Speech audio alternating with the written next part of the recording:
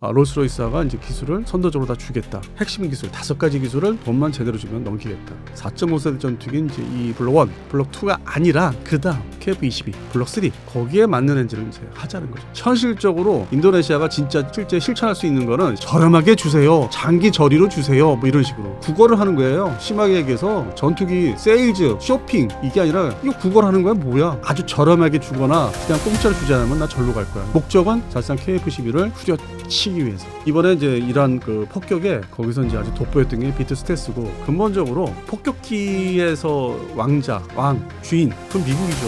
역사적으로 2차 세계대전, 한국 6.25 전쟁, 베트남전 그걸 실전에 계속 투입하면서 실력을 갈고 닦은 거는 미국밖에 없어요. 나는 중국을 내가 혼자 상대해야 된다. 2차 대전 태평양 전쟁에 일본을 혼자 상대하듯이 미국의 전력이 주전력이 돼야만 중국을 상대로 어느 정도 이제 피해를 보더라도 이길 수 있는 방향으로 이제 갈 수 있다.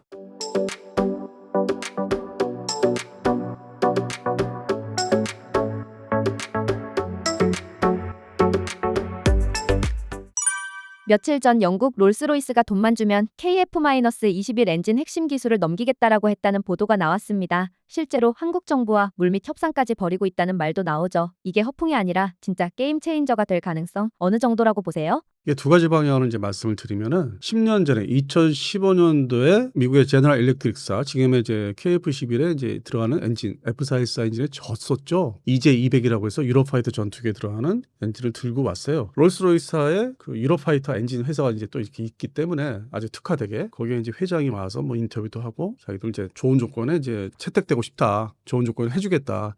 만 10년 전에 이제 했는데 역시 우리가 이제 뿌리가 미국제 엔진에 뿌리를 두고 있기 때문에 모든 정비 체계라든지 국내에 이제 조립 생산하는 면허 생산하는 스스로 뭐 이렇게 만들어내지 않고 면허 생산하는 하나 에어로스페이스죠. 현재 옛날에 삼성 테크니였고 그 회사하고 이제 항상 꿍짝이 이제 잘 맞았었죠. 그러니까 롤스로이스도 잘 맞고 플레이 히트니 미국에 다 이렇게 있어요. 여러 회사들이 있는데 그 중에서 이제 근본적으로 자기들은 뭔가 오랜 기간 했던 게 제너럴 일렉트릭스예요. 왜냐하면 이제 대한민국 최초의 조립 전투기 미국산 그 노스롭사의 F5EF 그 타이거 2라는 전투기를 1981년부터 조립을 본격 생산해서 82년도 9월 달에 이제 출시를 했는데 그 당시 정부 이제 뭐 대통령도 참관을 하고 그때 이제 엔진이 제너럴 일렉트릭사 그 J85 엔진이기 때문에 그리고 또 팬텀기가 이제 들어올 때 그것도 J79 엔진 다 G사일 거죠.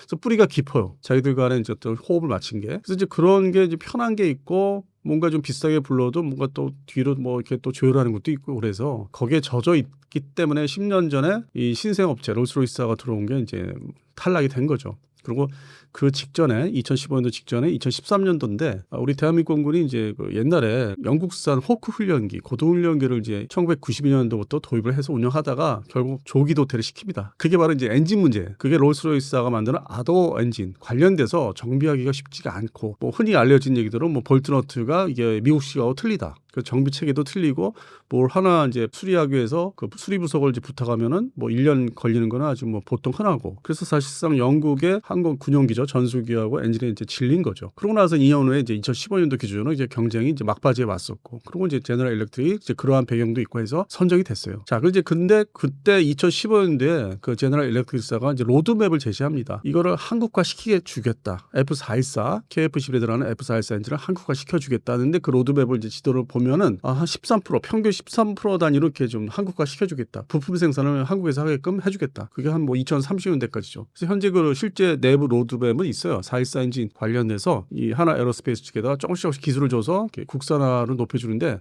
그게 뭐 완전 국산화되는 것도 아니고 그게 새로운 뭐 전투기 엔진도 아니고 그래서 이번에 이제 롤스로이스가 갑자기 또 이렇게 들어와서 이제 비등을 하겠다, 경쟁을 하겠다고 제시한 거는 그러니까 이 언론 기사에 명백하게 좀 구분을 해주셔야 되는데 신문사 기자분들 온라인 기자다 이게 좀 바쁘시니까 보통 이제 보도자료나 받아쓰기나 아니면 뭐 영어 원문 정리하다 보면은 저희 같이 세세한 부분을 하나를 좀 이렇게 한 줄을 찝어줘야 되는데 그걸 못한 게 현재 KF-11의 블록 1, 2의 120대 사업을 말하는 게 아닙니다. 왜냐? 간단히 말씀드려서 엔진 그 규격 문제가 있어요. 그거를 기존에 설계를 딱 맞춰서 KF-11의 블록 1과 2를 해놨는데 그게 뭐 좋은 조건으로 온다고 해서 그걸 갖다 넣는다? 뭐 프라모델 얘기하면 안 들어가는 거예요. 그러니까 지금의 이제 그 얘기는 제안은 4.5세대 전투기 이제 이 블록 1, 블록 2가 아니라 그다음 그 이 명칭이 여러 가지죠. 뭐 블록 3라고도 하고 아니면 EX라는 그 항공기, 그 다음 전투기, 그 다음에 한국형 전투기. 저는 이제 개인적으로 가칭 KF-22라고 이제 부르고 있어요. 그래서 이름이 뭐 여러 가지예요. 프로젝트명, 뭐 회사명, 뭐 카이명 해가지고 여러 가지가 있는데 어쨌든 그 다음 전투기를 말하는 겁니다. 말 그대로 5세대를 목표로 개발하겠다. 그걸 선언한 그 다음에 그 한국형 전투기를 거기에는 롤스로이스가 이제 기술을 뭐 선도적으로 다 주겠다. 단 돈을 적정 금액을 주면은 5대 기술, 그 내부 뭐 터빈 블레이드 관련된 거, 그다음에 열 견디고 뭐 그런 아주 세밀한 그 엔진 세부 내부 핵심 기술 5가지 기술을 돈만 제대로 주면 넘기겠다. 근데 그들의 목적은 이제 왜 이렇게 전향적으로 나오냐면은 현재 EJ200은 또 구형 엔진이 되어갖고 있죠. 유로파이터 엔진이니까.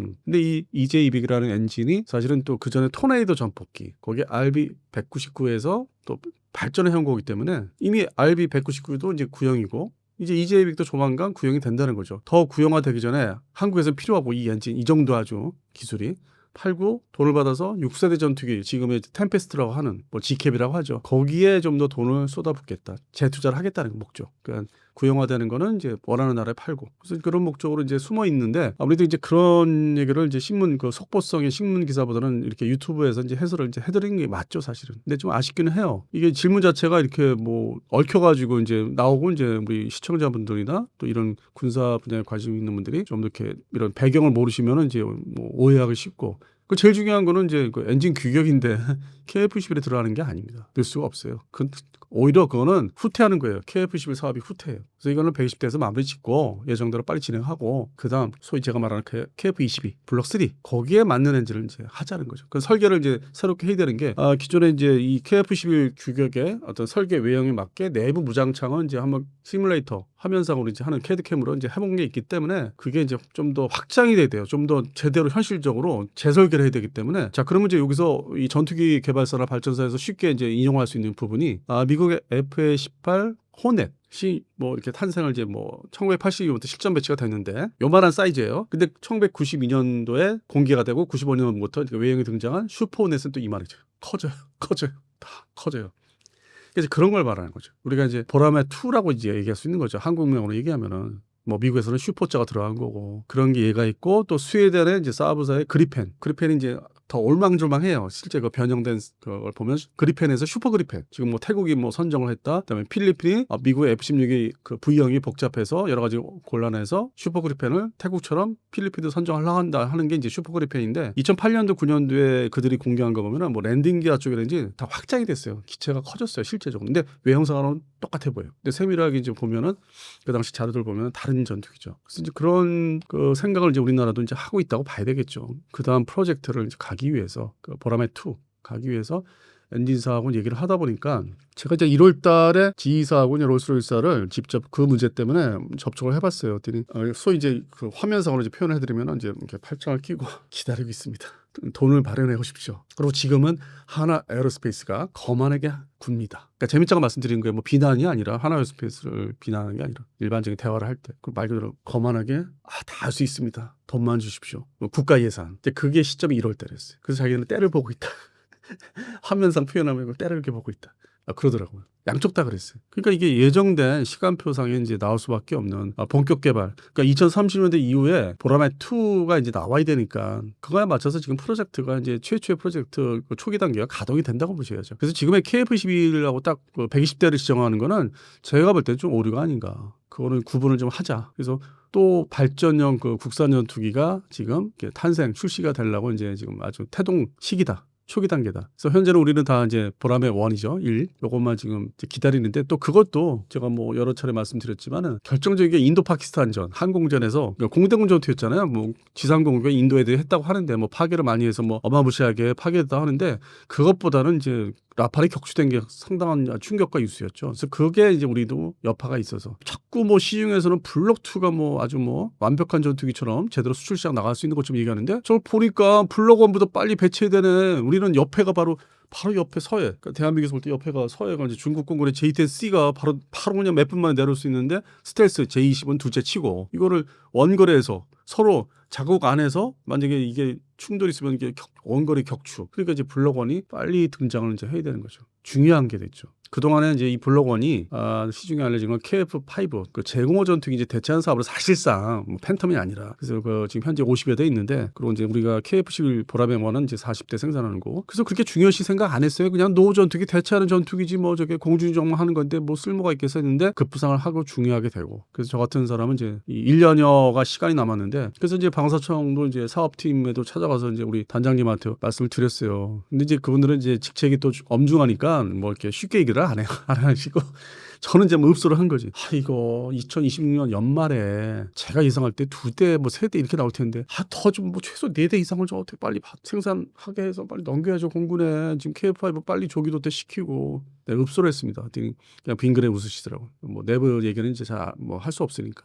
그래서 그런 측면에서는 사업이 이제 이 120대로 달려가는 게 내년 12월부터 아마 카이가 또 워낙 생산력이 또 뛰어나서 빨리 끝날 거예요. 그래서 그거를 지금 어떻게 보면 시간이 없는 거예요. 업계에서는 시간이 없는 거예요. 뭐 하나 에어로스페이스 엔진 사업부라든지 카이는 좀 또 두 번째 입장이고. 그래서 그런 측면에서는 롤스로이스가 좀 새로운 도전을 이제 선언을 한 건데 그것도 이제 본사 측면에서 그 영국 이제 브리스톨 그 도시 거기 중심에 이제 뭐 사업부 물론 이제 런던에도 이제 사무실이 있는데 영업 사무실이 브리스톨 내에서 이제 뭐 회의들이 좀 있었나 봐요.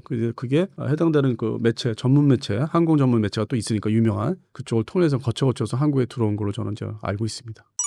GE 엔진은 결국 미국 정부 승인이 없으면 기술 이전이 불가능하다는 얘기가 나옵니다. 반면 롤스로이스는 기술 이전 범위가 훨씬 넓다고 하는데 실제 두 엔진의 독립 가능성 차이가 어느 정도인가요? 이것도 간단히 말씀드리면은 복잡하게 할 게 없는 게 미국은 전통적으로 이 엔진 기술에 대해서는 그게 공유를 하거나 함부로 이렇게 넘겨주는 나라가 아니에요. 자기들이 만들어줄지언정. 그 좀 실패 사례로 하나 말씀드리면 가장 최근에 작년 기준으로 2024년 기준으로 대만이 그 IDF 경국 전투기의 발전형 그것도 소위 이제 슈퍼 IDF가 될 수 있죠. 슈퍼 경국. 그런 이제 엔진을 발전형을 개발을 시도하다가 근데 엔진이 또 미국제예요. 근데 이 미국제 엔진인데 전통적인 제너럴 일렉트릭이나 뭐 프레이트 히트리사가 아니 제3의 업체 한유일 거예요. 그러니까 비즈니스 제트기 엔진을 군용화 시킨 건데 이게 문제는 없어요. 근데 이거를 추력을 더 높이기 위해서 돈을 투자하고 하려고 하다가 여러 가지 이유로 협상이 잘 안 됐겠죠. 미국의 한유일사하고 겨우 이제 손을 놔서 선언을 했습니다. 작년 말인가 하여튼 뭐 선언을 했어요. 못하겠다고. 그리고 워낙 뭐 미국제 전투기를 지금 또 F-16V를 또 66대 받는 또 상황이고 그래서 여러 가지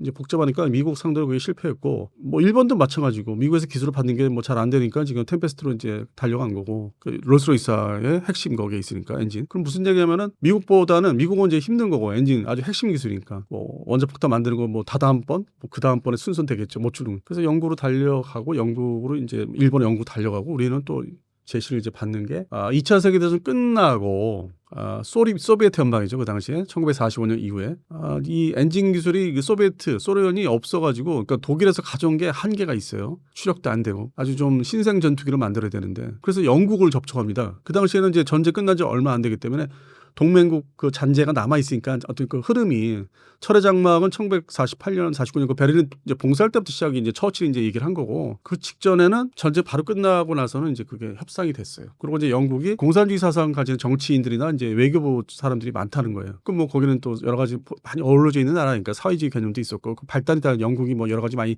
사상이 나오고 독일처럼 그러니까 이제 그거에 편향된 사람들이 이제 자기네 자국 정부에 소련이 이제 저걸 원하니까 우리가 서로 그 외교상 참 잘 지내기 위해서는 정치로 수출하자. 그 수출을 해요 엔진. 그 롤스로이스가. 그래서 탄생한 게 6.25 전쟁 때 우리를 아주 곤란하게 만들었던 미국 전투기를 미그 15. 그게 원본이 영국산 롤스로이스 엔진. 그런 역사를 가지고 있어요 얘네들이. 그리고 이제 냉전 시절 때 중공 60년대 70년대 그러니까 미국이 그 다음에 이제 바톤을 이어받지만은 기술을 돈 받고 파는 것도 많았어요. 민수의 엔진 뭐 관련된 거를 기본 기술 같은 거예요. 그래서 사실은 이 지금은 중국이라고 하지만은 이 중공 시절부터 이게 유럽 애들이 뭐 여러 가지 뭐 좀 포장 위장해서 팔아먹은 것도 많아요. 자기들 돈 벌려고 먹고 살려고. 그건 그다음 이어받은 게 이제 78년 이후에 이제 미국이 바톤 이어받아서 뭐 기술을 주고 뭐 일부 무기도 주고 뭐 블랙호크도 팔았으니까 80년대 중반에 그러다 그 카피파이 지금 나왔지만은 자기들이 다 씨앗을 뿌렸거든.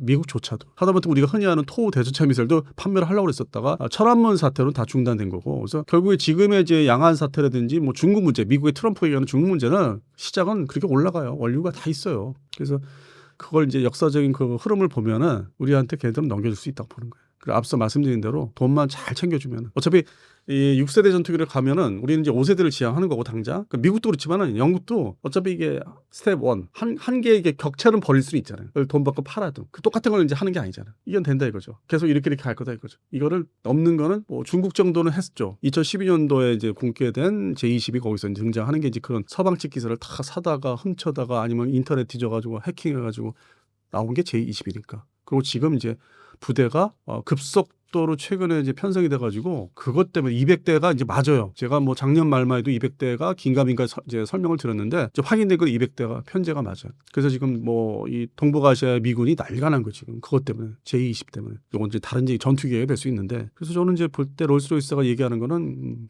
충분히 수긍이 간다. 물론 이제 그 업체별로 다 친해요. 저도 뭐 제너럴 일렉트릭 뭐 그다음에 롤스로이스사 친해요. 친하긴 한데 그럼들 이렇게 뭐 이렇게 보면은 조금이라도 줄 수 있는 가능성이 있고 돈만 제대로 챙겨주면 그건 롤스로이스사로 이제 생각하는 거죠. 거기서 이제 프레이튼이는 아닌 걸로 알고 있고 거기 좀 약간 거만해. 물론 회사가 이제 RTX라고 해서 레이션 그쪽 계열로 다 합수됐는데 통폐합 여러 번 됐는데 거기는 전통적으로 한국에서 편하게 장사한 시절 KF-16 전투기 때 그때 좀 뭐 전투기들이 추락들어 했지만은 면허 생산을 지금의 하나 에어로스페이스에 많이 주면서 그냥 편하게 장사한 게 있기 때문에 그렇게 뭐 적극성을 띌 것 같지는 않습니다. 아쉬운 거는 이제 유럽의 롤스로이스 물론 또 프랑스에 이제 뭐 샤프란사도 있지만은 옛날에 스neg마라고 하는 근데 뭐 거기는 뭐 지금 나팔 전투기 엔진 생산에 바쁘고 그리고 거기도 좀 뭐 탈레스사 프랑스 탈레스하고 약간 거만한 게 있고 실제 이렇게 다 접촉해보고 우리나라 업체들이 이렇게 다 거래를 시도를 하잖아요. 근데 그 중에서 얘기 나온 게 지금 하나 에어로스페이스의 엔진 그 사업 개발 일종의 영업 책임자로 가신 분이 이제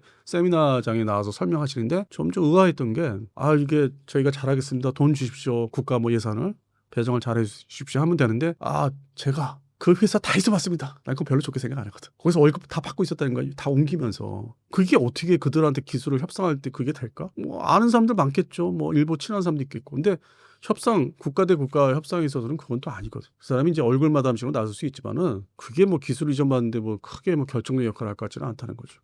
근데 그거를 좀 내세우시더라고요. 아쉽게도 죄송하게도 아쉽게도. 그래서 그런 거로 지금 이게 엔진 기술 사오고 그런 건 아니거든요. 5대 5가지 얘기를 했어요. 그 관련돼서. 그래서 그거에 뭐 롤스로이스하고는 잘 얘기하면은 뭐 되지 않을까. 근데 이제 이 롤스로이스도 이제 다국적 기업에 대해서 미국 회사를 또 산 게 있어요. 그 인디애나폴리스 가면은 옛날에 앨리슨이라고 옛날 뭐 무스탕 전투기부터 여러 전투기들을 엔진 생산은 또 미국에 또 뭐 제3의 업체가 있는데 그걸 또 이제 매입을 했었죠. 한 20여 년 전에. 근데 이제 그 파트가 아니라 거기는 이제 미국의 앨리슨사 옛날 앨리슨사는 글로벌 호크 엔진도 만드니까 다 가서 봤어요. 보니까 뭐 아주 공장도 거기도 크고 좋은데. 근데 요거는 이제 브리스톨 중심의 영국 회사에서 이제 우리한테 제안을 한 거고. 그래서 좀 그 안에서도 회사가 여러 개 있어요. 상표를 같은 걸 쓰더라도. 그래서 구분을 이제 하셔야 돼요. 브리스톨 중심의 롤스로이스가 우리한테 찾아와서 얘기를 하나 보다. 그래서 이제 그런 측면에서는 뭐 저는 긍정적으로 그다음 전투기 블록3 뭐 소위 EX라고 하는 KF-21EX를 하는 전투기 거기에서는 새로운 또 우리가 국산화가 잘 되겠다. 그래서 2040년대 우리가 프랑스의 라팔이 상당히 국산화가 높잖아요. 거의 뭐 100%에 가까운 그런 정도로 해서 이제 그런 날이 오겠다. 어떤 완벽한 철저한 미국의 통제를 안 받고 근데 그때 가도 우리가 이제 엔진 국산화해서 전투기 엔진을 만들어서 그 새로운 전투기 출시를 해도 일부분은 미국이 싫어하는 나라한테 팔면 안 되는 게 있어요. 그래서 그걸 지금보다는 좀 저기죠. 이렇게 수출 대상국이 좀 이렇게 더 늘어날 수 있겠죠. 지금 KF-11을 생각하는 나라보다는. 협의는 하긴 해야 돼요. 기본적으로. 동맹 관계는 그걸 다 협의를 해야 돼요. 마음대로 할 수 있는 건 아니에요. 그래서 그런 측면에서는 지금보다는 이제 운신의 폭은 더 넓어진다고 생각하셔야 되지. 수출의 운신에 우리가 세일즈할 수 있는 게 이 미국의 적대국이 아닌 이상은 가서 세일즈를 좀 더 적극적으로 할 수 있다. 그래서 그러기 위해서는 기반이 엔진이 제일 중요하다. 왜냐? 지금의 KF-21은 4.5세대이기 때문에 뭐 A사 레이더, 전자주사식 A사 레이더, 등등 A사 레이더, 그다음에 뭐 EOIR, 그다음에 TF 적어도 이렇게 막 회피해서 들어갈 수 있는 기술, 뭐 그런 것들을 4대 기술이기 때문에 이건 이제 4.5세대 기본이잖아요. 근데 엔진은 아니잖아요. 그래서 이 4대 기술은 국산화에서 성공해서 지금 최근에 다 같이 계약들을 했기 때문에 이제 이건 이제 극복을 해서 넘어가는데 그다음에 이제 엔진이잖아요. 국산화 이제 남은 게 하나가 엔진. 그래서 그거는 이제 KF-22 EX 버전. 그래서 엔진까지 이제 완성이 되면은 이제 지금보다는 더 아주 뭐 여러 가지 환경이 좋아지는 거죠. 이 전투기 생산해서 수출하는 데 있어서. 근데 이제 이게 결국 다 시간과 돈의 싸움인 게 제가 이제 90년대 뭐 중반 후반 뭐 97년 8년도에 T50 지금의 T50 FA50이 저도 의심 많이 한 사람입니다.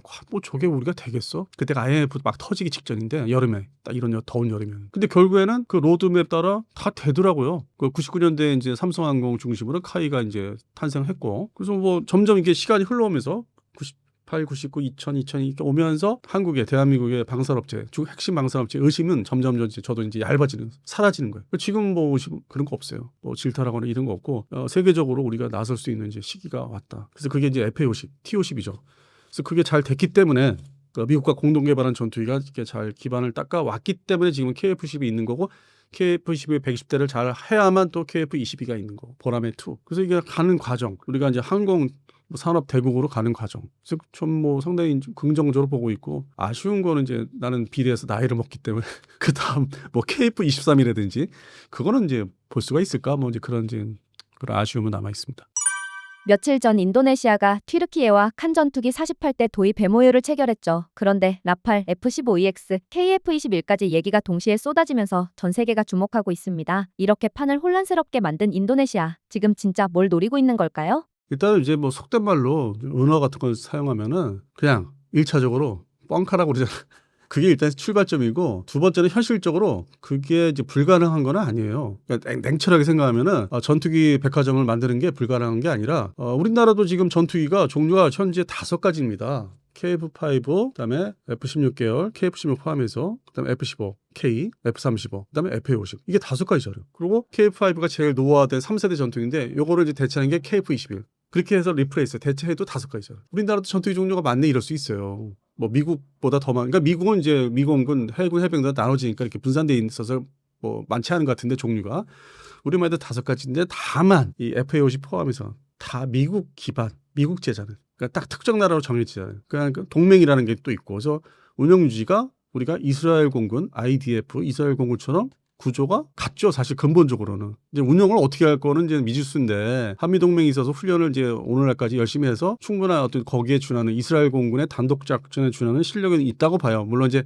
오폭사고 조종사, 정신없는 조종사도 있지만은 그 일부분 몇 사람 빼고는 실력은 있다고 봅니다. 그래서 그런 측면에서는 이제 우리가도 이렇게 종류가 많은 나라고, 인도네시아가 현재 이제 주력 전투기가 F-16 계열하고 이제 뭐 블록 뭐 25 아니면 50 몇 대 있고, 그다음에 저 밑에 이제 로급은 이제 호크 200 경전투기도 있고, 그래서 이제 인도네시아도 현재 뭐 전투기를 다종다양하게 지금 이렇게 올망조망 Su-30 계열도 운영하니까 러시아제. 그래서 뭐 이렇게 새로운 얘기는 아니에요. 근데 거기서 이제 현실적으로 인도네시아가 진짜 이렇게 말로 언어수 표현을 하면서 실제 실천할 수 있는 거는 시간을 두고서 예산을 모아야 되고 없는 돈에 실천할 수 있는 대상 기종은 정리해보니까 칸은 앞으로 향후에 2030년대 할 수는 있어요. 칸. 그 전에 4.5세대라는 우리 그 KF-12 블록 1, 그 48대로 됐죠. 시제기 빼고. 그러니까 그 전에 이제 KF-11이 아직은 살아있고요. 죽은 건 아니에요. 뭐 다 때려치라고 하는데 아직은 좀 더 인내심 가지고 지켜봐야 되고, KF-12 그다음에 2030년대 중반에 이제 받아올 수 있는 칸이 있고, 그것도 뭐 많이는 못 살 거예요. 그리고 라팔은 이제 그 전에 당장 내년에 이제 들어가기 시작하니까 라팔이 그러면 이제 벌써 3가지죠. 그다음에 이제 미국 측에다가 F-15EX 서로 이제 MOU를 맺었죠. 내가 이거 살 테니까 허가를 해줘. 허가를 해줄게. 사가. 판매해줄게. 그래서 이제 F-15EX의 인도네시아 버전이 이제 뭐 있는데, 근데 어느 순간 그게 실종이 됐죠, 얘기가. 미국이나 인도네시아가 구체적인 얘기가 없어요. 그러니까 이제 그 금융 조건, 그 돈 문제가 미국이 이제 선제적으로 뭐 해주지 않으니까, 군사원조식으로 안 해주니까 삐져가지고 이제 말을 안 하는 거죠. 그러니까 배제하고 끝내버린 게 아니라 그냥 입을 다물고 있는 거예요. MOU까지 다 맺었는데 파기해도 되지만 맺었고 원하는 전투이고. 그래서 이제 그 아직까지는 F-15EX의 인도네시아 버전은 살아있고, 그럼 나머지는 좀 비현실적이에요. 러시아는 이건 말이 안 돼요. 괜히 그냥 이렇게 뻥카 날리는, 이름만 날리는, 생산성이 없고, 그거를 이제 들어오면 이제 어떤 제재 조치가, 경제 관련 제재 조치가 또 미국이 또 시행하는 게 있고, 이집트도 그렇게 만들었으니까. 그리고 이제 J-10C는 그 역사적으로 인도네시아를 보면은 복잡해요. 말레이시아처럼. 그 내전들이 있었어요. 60년대, 우리가 70년대 초반까지. 그래서 인도네시아 공군이 72년부터 제거를 했어요. 그 소련제 전투기 폭격기 다 갖다 버리고 서방 측에 다시 돌아오고, 그런 좀 복잡한 중국 관계도 그 당시 중공 관계도 있었어요. 얽히게. 그래서 그렇게 함부로 그 지금 상황에서 중국제 전투기를 당장 뭐 살 수 있다, 지르겠다? 그러면 이제 그거는 또 다른 문제이기 때문에 심사숙고를 이제 하면서 그러니까 말을 어느 수라는 발표를 한 거예요. 그러니까 미국한테 일종의 압력을 가하기 위해서 그냥 F-15EX 인도네시아 버전을 저렴하게 주세요. 장기 저리로 주세요. 뭐 이런 식으로. 라팔이 지금 그렇게 하고 있으니까 장기 저리로. 그러니까 국어를 하는 거예요. 심하게 얘기해서 전투기 세일즈 쇼핑 이게 아니라 뭐 우리 한국 사람들이 생각할 때 대한민국 사람들이 이제 화가 나 있으니까 보람의 전투기 문제 때문에 이거 구걸하는 거야 뭐야? 우리 보라는 듯이. 그럼 그렇다고 해서 우리가 또 뭐 저렴하게 장기적으로 뭐 그거를 또 이번에 감면까지 해줬는데 과연 그 돈도 줄까? 이제 그런 상태이기 때문에 그냥 이게 말이 이게 앞서고 그다음에 이제 다른 측면에서는 이제 현재 그 인도네시아 대통령이 또 이제 이게 있어요. 리베이트가 얽혀 있죠. 그래서 이거를 거지것대로 있는 그대로 보시면 안 돼요. 그냥 막 마구잡이로 지르고 본다. 이런 나라일수록 공군 전력은 사실 내실이 없다. 그리고 현재 보유 전력들이 이제 주 전력들이 이제 F-16 계열하고 그것도 뭐 최신 F-16이 아니라 이미 구닥다리 되고 있는 구형화 되고 있는. 그리고 이제 일부 뭐 훈련도 시켰다가 뭐 지상 공격 가능한 T-50 계열이 좀 있고 호크이100은 이제 나가야 되고 호크이100은 이제 옛날 전투기라서 의미가 없고. 그래서 SU-30도 이제 그 부품 공급망이 이제 이게 러우 전쟁을 하고 있으니까 그게 원활하지 않을 거예요. SU-27도 있는데 원활하지 않아요. 그래서 그거를 사실상 라팔로 대체하려고 지금 사업을 벌이고 있죠. SU-27과 30을 먼저 대체하려고 해서 라팔이 거기에 이제 딱 맞는 전투기라서 리플레이스 하는 거고 대한민국의 KF-11은 이제 F-16 사실상 F-16. 근데 이런 그들 입장에서는 그러니까 좀 이렇게 면밀하게 전투기 시장과 전투기 어떤 그 대체하는 방법, 그러니까 전투기의 조달, 개발, 역사, 뭐 수급 이런 거를 보시면은 냉정하게 얘기해서 F-16을 사실은 대체하는 목적을 가지고는 살아있는 거예요. KF-11이 딱 맞거든요. 그걸 밀어내고 이제 그걸 하는 걸로. 지금의 라팔은 이제 그 수호의 계열들이고, 그리고 T-50은 사실상 그 호크200을 대체하고 있고, 사실상 조용히 대체하고 있는 거고. 그래서 최근에 이제 어느 정도 자리를 잡으니까 인도네시아 공군의 T-50 계열이 자리 잡으니까 태국의 T-50 계열하고 또 TA-50이죠. 훈련을 또 해서 그 뭐 지형선으로 날아갈 수 있으니까 거리가 좀 있어도. 그래서 훈련을 했다고 하지 않습니까? 그러니까 속셈은 이게 자기들이 아쉬운 거는 다 그대로 써먹고 유지를 하고 있는데 돈을 뭐 장기절이 무슨 거의 뭐 이건 구걸까지는 아니겠지만은 좀 심하다. 군사원조 옛날 뭐 냉전 시절 때처럼 군사원조를 바라는 건가? 거기에 또 우리나라도 가세를 하라고 군사원조? 뭐 이런 식인 거죠. 그러니까 이 단어를 이렇게 옛날 방식대로 적용을 하면 답이 나지 않습니까? 군사원조를 바라는 거 아니야? 그럼 우리한테 뭘 줄 건데? 무슨 석유? 뭐 이런 것도 아니고 자원에 뭐 아주 우리가 원하는 걸 뭐 이렇게 받아치는 것도 아니고 근데 또 카이는 업체고 그래서 그런 문제가 이제 어떤 그런 측면에서 돈 문제에서 복잡해지는 거죠. 근데 그들 공군의 생각은 없는 돈에 전력 증강을 이제 현대화를 해야 되겠다. 5세대 전투기 나중에 뭐 칸을 받든 말든 그건 나중 얘기다. 오히려 순서 싸움은 나중 얘기예요. 근데 말부터 하는 거잖아요. 우리가 이 인간 세상에서 가장 하지 말아야 될 실수하지 말아야 될 게 말부터 앞서는 거. 근데 얘들은 이제 그거를 자기들의 선전 효과를 노리려고 이제 막 겁을 주는 식으로 이 전투기 시장에서 이제 아주 좋게 얘기해서 종횡무진 막 이리 갔다 저리 갔다 막 그냥 정신없게 만드는. 그래서 그런 측면에서는 뭐 그렇게 뭐 대단한 것도 아니고 지금 현재 큰일 난 것도 아니고 내년에 이제 2026년에 라팔 이제 일부 받기 시작하는 것부터 보면서 이제 현실적으로 전투기를 받으면서 저희들이 이제 부대 편성과 어느 지역에 배치하고 어떻게 운영할 건지 그리고 후속 그 물건이 예정대로 다 들어올 건지 이걸 이제 살펴보셔야 돼요. 그러면서 2026년 말 되면 이제 우리 거는 나오고 있고 블록원이 나오고 그래서 이게 본격적으로 또 이제 결론을 내릴 시점은 인도네시아가 뭐 내년 말 빠르게 생각하면 내년 말 올해도 아닌 것 같아요. 그런 건 이제 다 정리를 해야 되거든요. 무턱대고 이제 자기들이 발표한 거 가지고 다 진행할 수 없기 때문에. 근데 이제 우리가 일상생활에서 이제 이 신문 온라인 신문 기사들 보면은 이제 좀 산정성 처음에 이제 반짝했다가 나중에 아니면 말고 이런 식으로 이제 시간 지나면 잊어버리고. 그래서 뭐 저희 같은 사람들은 이제 좀 찬찬하게 지켜보고 있죠. 근데 오히려 말레이시아 공군이 이제 전력 증강을 현재 전투기 숫자가 5대에서 7대. 말레이시아 공군이 전통적으로 전투기를 이제 계속 유지하고 있는데 인도네시아나 태국에 비교해서 그러니까 주변 바로 옆에 붙어 있는 인도네시아, 태국, 싱가포르에 비교해서는 형편이 없다는 거죠. 35에서 7대 갖고 있는데 최근에 이제 결정이 났죠. 물론 이제 우리 대한민국에 F-50M 18대 1차 발주가 있었고 확정이 돼서 이제 생산 이제 들어갔고 그게 이제 자기들이 가져가면은 그들도 역시 인도네시아하고 경쟁하기 위해서 옛날에 도입했던 호크200을 대체합니다. 1차 대체는. 근데 그 다음에 또 똑같이 인도네시아처럼 SU-30을 도입을 해서 주력기로 하고 있는데 이번에 이제 이번에 이제 그 말레이시아 리마 에어쇼에서 SU-30 계열이 말레이시아 공군에 상당히 뭐 멋지게 비행을 해서 뭐 사진 작가들이 멋있는 사진이 많이 공개가 됐는데 그것도 이제 시간이 흐르면서 노후화가 되고 있고 공급망, 소위 유지 보수의 공급망이 이제 자꾸 이렇게 약해지니까 이게 이제 가면 갈수록 이제 전력 문제가 있고 또 하나 이제 이 남중국해 문제, 해상에서 중국의 함정들이 막 들이밀고 접근해 오면은 막 전쟁하겠다고 접근해 오면 점령하겠다고 이거를 막아야 되는데 공대지가 아니라 공대함 뭐 무기, 전력 이거 빨리 그 취급하다 보강하는 게 그래서 이제 결정을 내리고 미국이 이제 승인까지 내준 게 쿠웨이트 공군에서 나오는 도태 전투기인 그 호넷 32대 이게 승낙이 다 됐습니다. 미국이 승인을 해줘야 되거든요. 미국제 전투기는 이전하는 것도 그래서 그 전투기를 이제 복제안까지 받아오면은 그게 이제 주전력이 돼요. 근데 여기서 재밌는 게 F-18 그 소위 퇴역하는 쿠웨이트 공군 퇴역하는 전투기를 왜 받아오냐? 엔진이 F-404 엔진입니다. F-50 엔진이 F-404입니다. 그들이 말레이시아 공군은 미그-29 러시아제를 일정 부분 운영하다가 지금 다 버렸습니다. 엔진 문제 때문에 운영할 수가 없어서. 아주 러시아 전투기 골아프다. 그래서 사업이 이제 이렇게 이어지는 건데 그렇게 해서 이제 엔진 문제를 많이 생각하다 보니까 미국의 제너럴 일렉트릭의 F-404 엔진에 공통성이 있는 정비하기 쉬운 거. 그러면서 이제 전력 증강이 되죠. 하프를 운영할 수 있으니까 하프는 공대함 미사일을 운영합니다. F-18 호넷. 그래서 내년부터는 이제 말레이시아 공군이 더 전력 증강이 이쪽은 라팔, 이쪽은 당장 호넷이 들어가고 이제 FA-50M하고 이게 경쟁하는 관계예요. 인도네시아, 말레이시아하고 또 한편으로 서로 으르렁 경쟁하는 거기 때문에 전력 증강을 또 말레이시아는 없는 돈에 그렇게 중고 전투기를 사서 메꾸는 거. 물론 이제 미국 승인이 조건이 있었죠. 근데 이게 중고 전투기라고 말은 표현하는데 이거를 가져오는 나라, 해당단을 운영하는 나라 쿠웨이트 공군이 사막에 있는 나라고 걸프전 때 피해를 받았던 처음에 했는데 그다음에 이제 도입을 한 건데 F-18 호넷을. 우리나라 공군에 비교해서 대만이나 우리나라 공군, 대만, 이 일본 자위대, 항구자위대 비교해서 훈련 그 횟수, 시간이 상당히 뭐 많지가 않습니다. 이게 자동차로 얘기하면은 그 주행 그 거리나 뭐 이런 게 좀 낮아요. 더 쓸 수 있는 거 앞으로 중고 전투기 중에서 상태가 좋은 거. 그러면서 적은 돈에 이 전력 증강을 확 인도네시아 하는 거에 맞춰서 확 할 수 있는. 그러니까 그런 방법도 있다는 거죠. 말레이시아는 아주 머리 좋게 하는데, 근데 인도네시아는 그냥 막 뭐 삥 뜯는 것도 아니고 뭐 그냥 뭐 구걸도 아니고 뭐 이것도 한번 이렇게 만져보고 이것도 만져보고 이게 살게 말로만 이제 살게 만져서 이렇게 주물러뜨려 놓고. 어떤 거는 이제 뭐 이렇게 공기가 들어갔는데 푹 하고 공기 빠지게 만들고 만져가지고 그런 행태를 이제 보이고 있는 거죠. 그래서 그러니까 제가 뭐 인도네시아 국가나 그쪽 사람들을 뭐 이렇게 싫어하거나 적대 이건 아닌데, 근데 이 전투기 이거를 도입하는 과정에서는 너무 이렇게 난해하게 하니까 오늘 하여튼 여러 가지 표현을 많이 했습니다.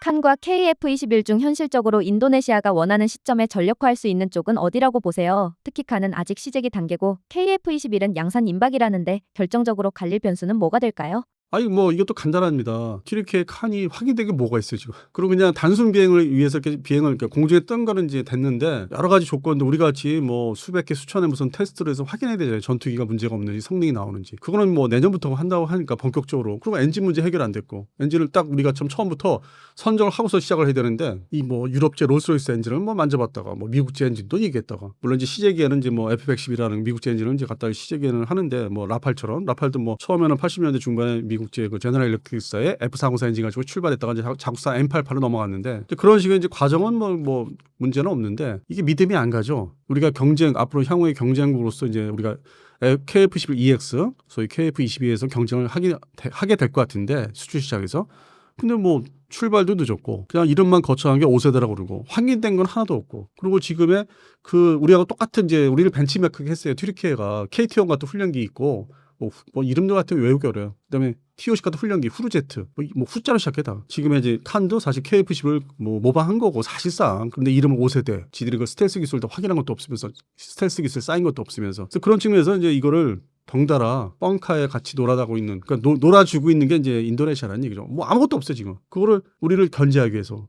너 이거 뭐 군사원조식으로 뭐 아주 저렴하게 주거나 그냥 공짜로 주지 않으면 나 절로 갈 거야. 이 말이 안 되는 지금 이제 그런 행태를 보이는 거죠. 목적은 사실상 KF-11을 후려치기 위해서. 아직도 라팔은 별개입니다. 라팔은 진짜 순수하게 장기 저리로 그 프랑스 대통령하고 이제 또 밀당을 해서 장기 저리로 이제 받아오는 거기 때문에 또 이제 경우가 틀린데 그것도 뭐 그들이 생각하는 1월 달부터 얘기했던 2차 발주까지는 이어질지 좀 의심은 가고 있고 1차 발주에서 끝날 가능성이 많고 말은 2차 발주까지 한다는데 그러니까 온갖 이제 발표는 다 했죠. 뭐 라팔도 추가로 살 거야, 뭐 미국제도 살 거야, 뭐 러시아제, 중국제 다 살 거야, 뭐 튀르키예도 사고 한국제도 일단 아직은 데리고 있어 이러면서 아주 쇼를 하고 있죠. 근데 이제 문제는 이제 인도네시아 일반 국민들에 대한 어떤 그런 것보다 거기에 이제 밀리터리 매니아들. 근데 이제 필리핀도 있다고 이제 하는데 그게 다 형성이 돼 있다고 하는데 인도네시아가 좀 더 심하다고 하더라고요. 그런 면에서 이제 과장되게 이제 뭐 글들을 쓰는 게 올리고 영상 같은 거. 그래서 그런 차원이라는 거죠. 지금 튀르키예 칸 얘기한 거 그런 일반적인 우리가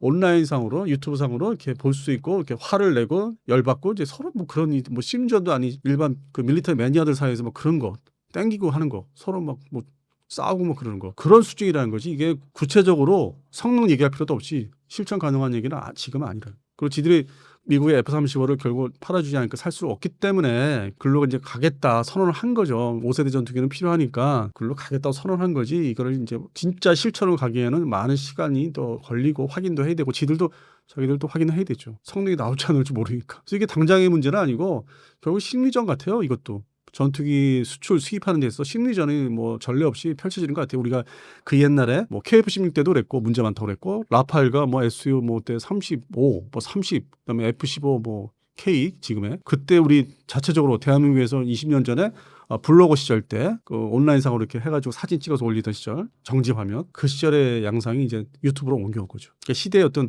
그 이런 전달 매체 플랫폼이 이제 바뀌면서 근데 기본은 같다는 거예요. 이 전자 매체는 온라인 중심의 이 플랫폼이나 영상 중심이나 근본적으로 계속 이어오는 건데 세대가 바뀌면서 관심 두고 확산하는 거는 좀 다르긴 하더라고요. 세대가 온갖 뭐 여러 종류의 직업을 가지신 분들이 이건 스마트폰을 아무 때나 보니까 그러니까 이게 폭은 넓어졌어요. 밀리터리 매니아들의 참여도 넓어졌는데 뭐 옛날에는 뭐 노트북 들고 다니고 PC방 가고 뭐 그런 좀 문제가 있었죠. 근데 지금은 스마트폰이니까. 그래서 그런 측면에 양국 간의 매니아들의 싸움이 아닌가. 그 신문기사는 맨날 이제 그냥 빨리 만들어 기사 번역해서 올려서 이게 번역하더라도 한국화 시켜서 빨리 올려서 퇴근해야 되니까 승인받고 그런 단순한 직업상의 어떤 그 활동. 근데 그거를 이제 우리 보시는 관심 있는 분들, 미리터리 매니아들은 이제 막 분노하고 또 인도네시아고 이제 막 얘기하고. 그래서 난 이게 그냥 서로 간에 뭐 그냥 그 나라 국방부도 그렇고 그 나라 대통령도 그렇고 이거 뭐 즐기자는 건가 이런 스토리. 이름 가지고 즐기자는 거구나. 그러면 결국 이제 돈을 버는 것은 어쨌든 간에 유튜브 업계는 돈 번다. 소재가 생기니까. 이제 그런 것 같아 진짜. 비현실적인 얘기라는 거죠. 그럼에도 이제 좀 자제를 하면서 승질내는 거를 이제 자제를 하면서 또 인내심을 또 거기다가 증가시켜야 되는 게 이제 인도네시아 KF-21 블록1에 48대 플러스 2대인가 50대까지 얘기하는데 그건 아직 최종 결론은 새로운 정부의 이제 새로운 이제 방사청장이 오면은 이제 방향을 이제 뭐 제시하는 게 있을 것 같아요. 그래서 또 뭐 한두 달을 또 기다려야 되지 않을까. 지금 7, 8월 달을 또 기다리다 보면 어느 날 갑자기 신임 방사청장이 등장하자마자 이슈가 있지 않습니까? KF-11 인도네시아 문제, 두 번째 KDDX. 요거는 이제 아마 9월 달에 뭔가 또 새로운 방향을 제시하면은 또 그때 가서 또 이렇게 해설을 하면 되죠. 그거에 맞춰서. 그래서 뭐 우리 보시는 분들은 그냥 찬찬히 보시고 또 즐기실 거 있으면 이렇게 즐기시면 되고 비판하실 거 있으면 또 하시면 되고 저는 그렇게 보고 있습니다. 예.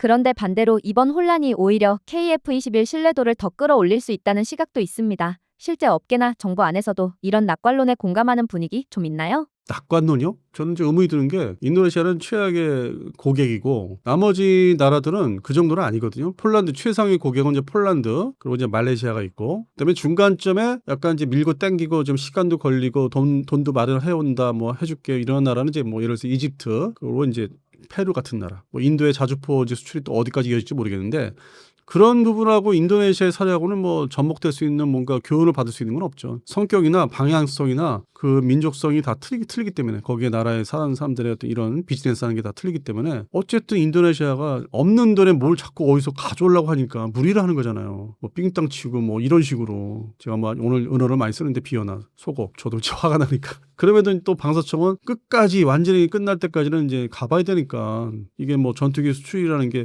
원가를 좀 낮추려면 전투기 가격을 낮추려면 이거를 전 세계적으로 저기 때려쳤으니까 빼버렸어 이렇게 또 할 수는 없으니까 속이 타들어가도 이제 보존을 해야 되는 데리고는 있어야 되는 공식적으로 서로 이제 책임 전가 문제가 있으니까 끝까지 이제 이걸 데리고 있어야 되지 않을까 하면서 신임 방사청장이 이제 아주 새로운 고민거리를 이제 받아야 되는 거죠. 그래서 최우수 고객들은 따로 있어요. 폴란드는 저는 이제 예상했습니다. 2022년 뭐 여름에 7월부터 9월 사이에 그 모든 계약이 다 한꺼번에 안 된다. 이 무기 수입하는 시장에서는 전체를 이렇게 불러놓고서 옵션까지 포함해서 이것까지 살 수 있다고 이렇게 설정해놓고서 1차, 2차, 3차, 4차 한 4차례까지 가요. 분할 구입을 한 거기 때문에 한 번에 다 도입하는 거는 계약 맺는 경우 드물거든요. 그런 측면에서 보면은 이제 폴란드는 최상위 고객이고 나머지 나라들은 이제 얼망졸망 있는데 다 자주포 고객들이죠. 자주포, 천무. 그래서 그 측면에서는 뭐 그거는 이제 하나 에어로스페이스에서 뭐 나름대로 관리하고 있으니까 별도로 뭐 제가 비평할 건 없고.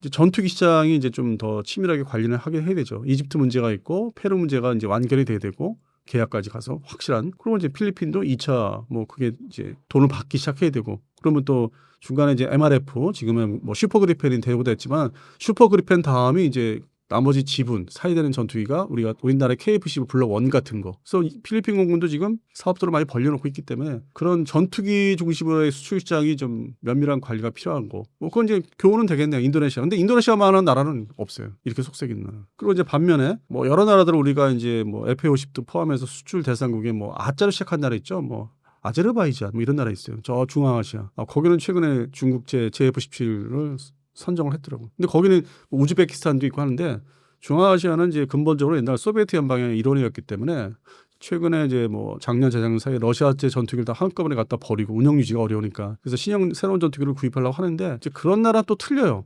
인도네시아하고 또 틀려요. 왜냐면 우리가 일반적으로 여행 그 프로그램이나 뭐 유튜브나 TV에서 보시면은 그 다니신 분들의 해설과 뭐 음식 같은 거 보시면은 그 나라 성향이 좀 알 수 있거든요. 뭐 저도 많이 다녀봤지만은 그래서 인도네시아 같은 사례는 상당히 뭐 없다. 중앙아시아는 또 다른 또 뭐가 있다. 알 수 없는 게. 근데 하여튼 현재로서는 최악이 인도네시아다. 비즈니스 하기에는 안 좋다. 근데 그럼에도 그거를 이제 카바를 치기 위해서 현재 어떤 사임하지 않은 방사청장은 무슨 잠수함도 또 다시 할 거다. 그거 고라파 했는데 하나오션 옛날 대우 DSM 때 때려친 건데 다시 살리겠다. 뭐 지상 장비도 뭐 하겠다. 그거는 자기가 스스로 카바치는 얘기예요. 그 얘기를 다시 꺼내니까 욕을 먹었죠. 그렇게 당했는데 또 한다고? 돈을 몇 푼 낸다고? 차라리 다른 나라를 찾아가는 게 낫지. 차라리 루마니아가 낫지. 뭐 이집트도 있고 사우디, 아랍에미리트도 있고. 그래서 그런 측면에서는 인도네시아는 뭐 더 이상 뭐 교훈이라고 할 것도 없어요. 아주 크게 한번 당한 거지. 최악의 상황. 그리고 이 회색 국가들, 소위 서방 국가면서도 회색 국가들 중에 아주 최악이었다. 근데 이제 향후에 이제 몇 달 이제 더 지나봐야 되겠지만은 최종 결론은 이제 새로 알 수 없는 분이 오셔가지고 이제 정리를 하셔야 되겠죠. 그게 더 중요하죠. 방사청의 결정. 근데 아직은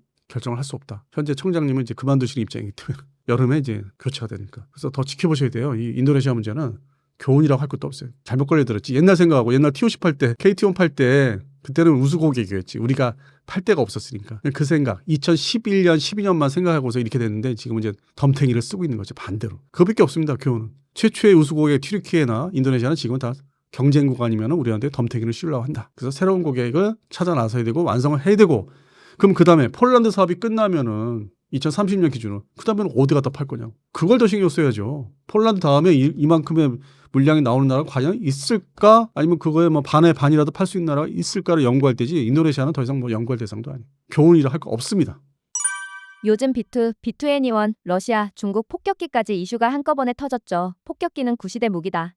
실전은 미국만 성공이라는 논쟁도 커지고 있고요. 지금 시점에서 폭격기의 전략적 위상, 어디까지가 실제 전장 위협이고 어디부터가 과장일까요? 일단은 이제 B2 스텔스 폭격기, 스텔스 폭격기에서 이제 숫자가 많이 좀 얘기가 되고 있는데 정확히 그 온라인 언론에서는 얘기를 못 하고 있고 그냥 19대 19대라고 이제 그 문기서 얘기를 하더라고요. 참 그게 아쉬운 게 21대를 이제 겨우 생산해서 2대는 사고로 손실됐고 뭐 태워먹은 것도 있고 그래서 실제 19대가 이제 그 기체 숫자인데 그래서 제가 찾아봤어요. 외국에 그러니까 돈 주고 사는 자료들이 있지 않습니까? 그냥 뭐 공짜로 얻는 자료 말고 그냥 확인도 안 되고 막 온라인에서 올리니까 그래서 돈 주고 사는 자료를 보니까 16대입니다. 그러면 이번에 이제 이란 그 폭격에 그 절반 전력이 동원됐다고 봐야 돼요. 그러니까 대체적으로 이제 절반 전력. 뭐 괌에도 이제 뭐 일종 위장으로 2대가 날아갔다 하면 어쨌든 작전에 동원된 거는 절반을 보셔야 되고 그럼 나머지 절반은 뭐 흔하게 일반적으로 뭐 정비 뭐 훈련 이게 아니라 대러시아, 대중국 상대로 이제 비상대기 항상 그거는 이제 핵폭탄을 적재해서 전략 핵무기에 들어가니까 3대 그 전략 핵무기. 그래서 이번에 미국이 실천 오퍼레이션 실행한 게 상당히 대단한 거죠. 전례 없이 그것도 스텔스 폭격기가 들어가서. 근데 이제 그 전에 역사적인 어떤 이게 환경이라는 거 얘기를 또 말씀드려야 되는 게 그 절반의 전력이 들어간 게 대단하지만은 이스라엘이나 미국의 입장에서는 오랜 기간 이거 기다린 거예요, 사실. 환경이 조성돼야 되는 게 뭐냐면 그동안에 이제 보십시오. 역사적으로 이 중동전이라는 게 있었습니다. 그 1차, 2차, 3차, 4차라고 해요. 5차부터는 이제 비공식적이에요. 레바논 들어간 거. 그래서 4차 중동전까지 보면은 1973년 4차 중동전에 소련제, 소비에트 연방 소련제 지대공 미사일 SA2, 3 6에 아주 뭐 이 이스라엘 공군의 팬텀기 그다음에 A4 스카이호크 공격기가 아주 다 녹아났죠. 많이 피해를 봤죠. 마치 베트남 전태처럼. 그래서 이게 어마무시하게 우리한테 이제 접근이 온 거예요. 73년도에 그러면서 이제 석유 파동이 일어났고 그래서 군사적으로 그다음에 어떤 경제적으로 그런 이제 자원 문제에 있어서 제가 이제 어렸을 때 초등학교 때인데 엄청나게 그게 국가 대한민국을 이제 얼게 만들었죠. 그 당시 사회적으로 뭐 어떤 그런 정치적인 걸 떠나서 그래서 그 무기 체계에 아주 미국이 질려가지고 베트남 전 때 이미 많이 폭격기가 격추가 됐어요. B-52가 뭐 팬텀 들어온 거 아주 뭐 엄청난 숫자예요. 데이터로 보면은. 그래서 그것 때문에 스텔스가 탄생한 거죠. 개발을 해야 되겠다. 레이더를 피해가야 되겠다. 그래서 그게 이제 사실상 이제 냉전 시절 막판에 1988년도에 공개되고 실전 배치 들어간 게 이제 B2 이번에 스텔스 폭격기죠. 마지막 작품. 물론 이제 그 다음에 이제 F-22가 있는데 폭격기로서는 이제 이게 마지막이었죠. 그래서 이제 성과를 냈고 4차 중동일 때 이제 그게 이제 파동이 거세가지고 70년대는 그렇게 이제 군사적인 무기 측면에서 얼어서 이제 왔고 이집트가 이제 이거 참 이게 문제다. 그러니까 이스라엘에 이제 이렇게 이스라엘 입장에서 테라비브 보면 이쪽이고 우리가 지도보면 이쪽인데 이거를 어떻게 전쟁을 또 유발하면 안 돼? 그냥 큰일 나겠다. 핵전쟁까지 나겠다. 소련과 미국이 다 서로 개입을 해서 서로 그렇게 재래식 무기를 막 공급을 했으니까 막 다음날 막 C5 수송기를 막 전차 실어다 날려 죽으면 했으니까 이스라엘 쪽에 미국이 서로 이제 총력전을 했었죠. 간접적으로. 지금의 러우 전쟁 뭐 원조라고 할 수 있는. 그래서 이제 이집트를 이제 서방 쪽으로 끌어들이기 위해서 캠프 데이비드 카터 시절 때 1978년도인가 그럴 거예요. 그래서 일단 이집트를 이제 가라앉혀 놓죠. 그게 이제 웬 지도 중동의 지도를 이제 우리가 지도를 볼 때 스마트폰을 볼 때 이쪽이죠. 정리돼서 오늘날까지 조용해요. 그러니까 반서방 국가도 아니고 물론 중간에 이제 무슨 있었죠. 뭐 2014년 15년도에 대모를 해갖고 정권이 뭐 바뀌고 했는데 다 진정이 됐고 그래서 아랍의 봄이가 있었죠. 근데 어쨌든 잘 유지를 해서 거기는 이제 이쪽은 조용하니까 이스라엘이 이제 신경을 덜 쓰는 거죠. 경계 태세는 있어도 옛날 같지는 않고 이게 이제 역사적으로 있었고 그러고 난 다음에 1991년 걸프전 이라크가 쿠웨이트를 침공하니까 그걸 다시 회복하기 위해서 걸프전이 일어나서 회복을 시켰죠. 근데 이라크는 살아있죠. 그때 사담 후세인이 살아있었고 정리가 안 됐어. 그날로부터 이제 뭐 계속 이놈의 중동 문제가 이집트를 제외하고는 아주 골칫덩어리였는데 그러다 보니까 그 상태에서는 이란이 무슨 핵무기를 개발을 시도를 한다 만다 이제 이거를 뭐 엄두가 안 나는 거죠. 이스라엘 입장에서 저건 뭐 주변국에 다 적대국이니까 이집트 빼놓고 그래서 걸프전은 이제 그렇게 해서 진정이 됐고 정리가 됐는데 완전 정리가 안 됐고 결국에는 2001년 9.12 테러가 일어났고 미국 거기를 이제 빌딩을 이제 공적이 해가지고 파괴를 했죠. 그래서 2003년도에 이라크를 들어가죠. 미국이 부시 정권 때. 그래서 결국에는 이라크가 정리가 되지 않습니까? 그러니까 지금 이제 지도로 보면 그 이스라엘 공군의 전투기가 들어간 게 이스라엘에서 이라크가 사실 이제 무풍지대로 되다 보니까 정리가 됐기 때문에 그 부시 22년째 부시가 정리를 해놔서 점령을 했고 서방 측 정권 형식적이지만은 그걸로 들어갔잖아요. 그게 이제 일단 이라크가 중간에 낀 게 그래서 항공전이 폭격기에 들어간 거고. 근데 그 전에 또 이제 그 이라크 그 다음이죠. 그 전이라고 이라크 다음이 리비아가 또 정리가 돼요. 가다피가 2011년대 이집트 옆에 있는 그것도 다 반미 국가 아주 철저한 반미 국가인데 중동에. 북아프리카에. 그리고 이제 또 시간이 흘러니까 중간에 이제 2014년도에 러우 전쟁 1차가 있었죠. 그건 지상전 중식입니다. 소총, 뭐 포격전, 그 크림반도로 하는 지역에서. 근데 서방 측에서 놀라기도 했지만은 그냥 넘어갔었죠. 그냥 뭐 이런 분 이거 나중에 뭐 문제가 되지 않을까 또 해서 나토가 이제 연합훈련을 많이 하면서 경계태세를 했는데 결국 2014년도 문제였고 그러고 나서 이제 최근에 그 러우 전쟁이 나고 나서 이제 러시아가 우크라이나에 묶여 있으면서 시리아를 소홀히 합니다. 시리아 신경 못 써요. 자기가 전쟁하고 있으니까. 그래서 결국 시리아가 붕괴되지 않습니까? 그러니까 이게 지도상을 보면은 다 정리가 된 거예요. 뭐 시리아, 이라크는 옛날에 다 정리가 된 거예요. 그러니까 들어간 거. 일단 자기들이 F-15, 16, F-35 들어갔고 B2까지 이 환경이 다 바뀌었으니까 들어간 거고. 그리고 이제 재밌는 거는 그 시나리오가 그냥 대체적으로 넓게 보면은 우리가 영화 탑건 2의 그 거의 비슷한 거기서 이제 지상에 그 노후화된 F-14 통켓이 있는 거, 뭘 탈취해서 나가긴 하지만, 그 다음에 그 F-18 슈퍼넷에서 그 폭탄을 떨구는데 그 환기구로 들어가잖아요. 빵 터지는. 이 시나리오가 이 군사 전문가들이 만들어준 영화 시나리오도 만들어준 것 같더라고. 그러니까 이게 현실에서 그게 거의 비슷하게 했고, 그 이번에 폭격기지만은 지형상 그 주변이 정리가 된 상태에서 이스라엘과 미국이 이제 이번에 제대로 할 수 있었고, 거기서 이제 아주 돋보였던 게 비트 스텔스고 미국이 이제 한 줌밖에 없는 열렸을 때만 운영하는 그런 반면에 그 전에 이제 일어났던 게 러시아 폭격기들이 들어온 그 이스라엘 모사드 같은 우크라이나 정보국들이 잠입해서 들어온 영화에 그런 영화 있어요. 뭐 미국의 대통령 흑인 대통령을 죽이려고 갑자기 막 확 나오는 그 영화 있어요. 한 몇 년 전에 그걸 연상시키는 이 드론을 갖다가 이제 폭격기를 이제 다 공격 멀리 떨어진 그 기지들 거의 중앙아시아 근처에 있는. 근데 문제는 이게 이제 탈냉전되고 붕괴되니까 러시아 이제 소련에서 러시아로 이제 격화되면서 그거를 이제 경계 무슨 얘기냐면은 엄체어 폭격기에 대한 엄체어가 큰 거라도 만들어 돈을 들여서 시설물을 만들어서 그 안에 집어넣었어야 되는 얘기. 그러니까 1차적으로 엄체어에 있는 데 집어넣었으면은 드론이 와서 뭐 마치 파리가 띵띵 이거밖에 안 되지. 근데 걔들이 러시아가 너무 방심했어요. 엄체어에다가 만들어서든지 아니면 어딜 차에서 넣었어야 되는 거예요. 러시아 폭격기는 그렇게 해서 망신당한 거고 전력의 일부분이 뭐 소실된 거고 근본적으로 폭격기에서 왕, 주인 그건 미국이죠. 역사적으로 2차 세계대전, 한국 6.25 전쟁, 베트남전. 그걸 실전에 계속 투입하면서 실력을 갈고 닦은 거는 미국밖에 없어요. 이 소련 때나 러시아는 기껏해야 시리아 내전 때 2014, 15년도에 미국한테 보라는 듯이 그냥 뭐 순항미사일 거기서 발사하고 폭탄 몇 발 떨구는 거. 물론 이제 그 당시에 저도 좀 놀랬죠.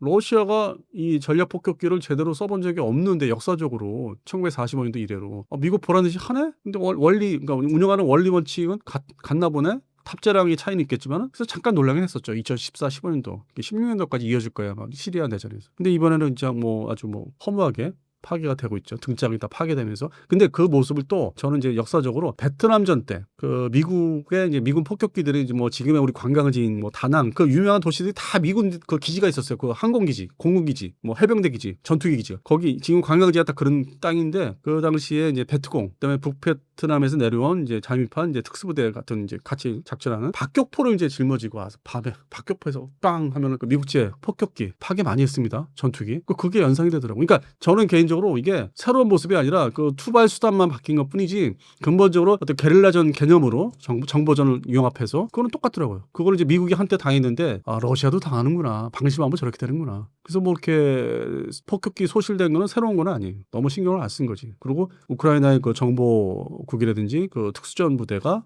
이스라엘에 준하는 실력이 있구나. 근데 이제 그거 보면서 대한민국은 지금 현재로 저 정도 안 돼. 아주 개판됐어. 모든 게 옛날 같지 않아. 엉망됐어. 그게 더 이제 아쉽고 참 안타깝죠. 그래서 폭격기 자체보다는 이제 그런 측면에서 접근했었고 B2는 당연히 그렇게 할 수밖에 없다. 미국은 노하우가 2차 대전 때부터 아주 쌓여서 운영 유지, 전개, 훈련 이게 아주 뭐 몸에 밴 나라기 때문에 말 그대로 이 정도로 실천할 수 있는 거는 미국밖에 없다. 러시아는 그냥 잠깐 해본 거에 다고 그리고 노화가 너무 심하고 스텔스 폭격기도 없고 말로는 이제 뭐 개발을 하고 있다는데 돈이 없고 어떤 기술보다는 더 자본이 돈이 없는 거고 그 중간에 이제 끼어든 게 중국이죠. 근데 중국의 폭격기는 현재로서는 이제 스텔스 폭격기는 H-20이 등장 안 했고 공식적으로 현재는 이제 유일한 게 H-6 계열의 폭격기인데 이게 이제 러시아산이고요. 원래는 원본이 Tu-16이라는 메저 중거리 폭격기죠. 엔진 뭐 2개짜리. 그거를 이제 중국화 시키고 뭐 예를 들어서 개량을 거듭했죠. 중국산 그 H-6 Tu-16의 중국 버전이 종류가 참 그게 문제인 게 20가지가 넘어요. 그렇게 하면 안 되거든. 그 부대별로 어떤 버전이 막 다른 것 같더라고. 근데 미국 같은 경우는 B-52 같은 경우는 딱 한 종이에요. B-52H 한 종이에요. B-1B 한 종. 그 개량 버전이 B-2A고. 그러면서 세 가지 기체지만은 해당되는 그 개량 버전은 딱 하나씩. 근데 중국 공군은 그 H-6 이제 자료를 보니까 돈 주고 사는 자료를 보니까 20가지가 넘어. 그 부대마다 뭐 그걸로 숫자가 부대 운영 기지가 더 많아요. 러시아나 미국보다 더 많아. 그리고 이제 그게 집중돼 있는 지역이 한반도하고 대만 방향 밑으로 이렇게 다 내려와 있어요. 근데 이게 항속거리가 문제다 보니까 항속거리가 상대적으로 미국이나 러시아급에서 짧으니까 이게 아주 근접 배치를 했는데 그 사용하는 버전이 너무 많아서 과연 저게 군수 지원 운영지상으로 그게 좀 효과가 있을까? 안 좋을 거고. 그래서 그 다음으로 이제 H-20이라는 스텔스 폭격기로 이제 미국의 B2 스텔스에 일반 신문 기사 났어요. 온라인에. 배기구를 훔쳐가지고, 그러니까 그 중간에 이제 그 인도계 미국 사람이 팔았지. 그 첫 버전이 있었어요. 그 이제 기사가 났고 일반적으로 최근에 그 사람이 팔아서 그런 기술들을 이제 모아서 H-20이라는 걸 이제 완성을 했다는데, 그러면 완성해서 공개를 한다 시작하고 이제 앞으로 조만간 그걸 대량 생산 배치를 이제 뭐 자기들도 한 100대나 해야 되는데 그것도 다 돈이고 시간인데 그러면 자기들이 목표했던 하고 있는 2027년 대만 들어갈 때 그거를 미국 견제하기 위해서 일본 자기들을 견제하기 위해서 제대로 써먹겠느냐 그렇게 모이겠느냐 그 현실적 비현실적이라는 거죠. 그래서 실제적으로 중국군의 어떤 뭐 최신 전력까지 지금의 전력보다 더 향상된 최신 전력까지 다 숫자가 늘어나려면은 대만은 들어가려면은 27년도는 감옥갈수는 아닌 것 같아요. 그 이후에 실제 자기들이 전쟁을 일으키면은 2030년대 초반으로 자꾸 보이는 거예요. 그런 측면에서 폭격기 하나 지금 얘기를 하면서도 그 폭격기가 말 그대로 뭐 50대 이상 있어야만 H-20이 있어야만 미국도 뭐 이렇게 엄두가 뭐 함부로 이렇게 못한다는 그 개념으로 이제 될 텐데 뭐 대등해져가지고 미국에 이제 B-21이 등장할 거지만은 그 비슷한 시기에 대등해지는 거잖아요. 지금 뭐 미국이 앞서고 있는데 폭격기 전력만 해도 그러니까 이게 올라오려면 시간이 더 필요하잖아요. 보통 그런 전력을 이제 몇 개 대대를 가지려면은 빨리 잡아야 뭐 5년에서 6년 넉넉 잡아서 그러니까 운영 정비까지 제대로 이제 체계를 갖추려면 10년. 예를 들어서 J-20 그 스텔스 전투기가 지금의 200대가 되기까지 거의 10년 넘게 걸렸죠. 2021년도만 해도 1개 대대였어요. 근데 뭔가 이제 여러 가지 문제가 해결돼서 급속도로 그 사이에 4년, 5년 사이 그 200대까지 채웠기 때문에 동북아시아에 나와 있는 주일 미군 항공전력이 급속도로 1년 사이에 전면 개편했어요. 작년부터 올해까지. 근데 마지막 또 개편이 이제 내년까지인데 그게 이제 여파가 중국 J-20 스텔스 전투기 때문에. 그래서 그거를 이제 한번 예를 보니까 중국의 H-20도 그렇게 실전 배치 전력화되려면 좀 더 앞으로 시간이 더 필요하지 않을까.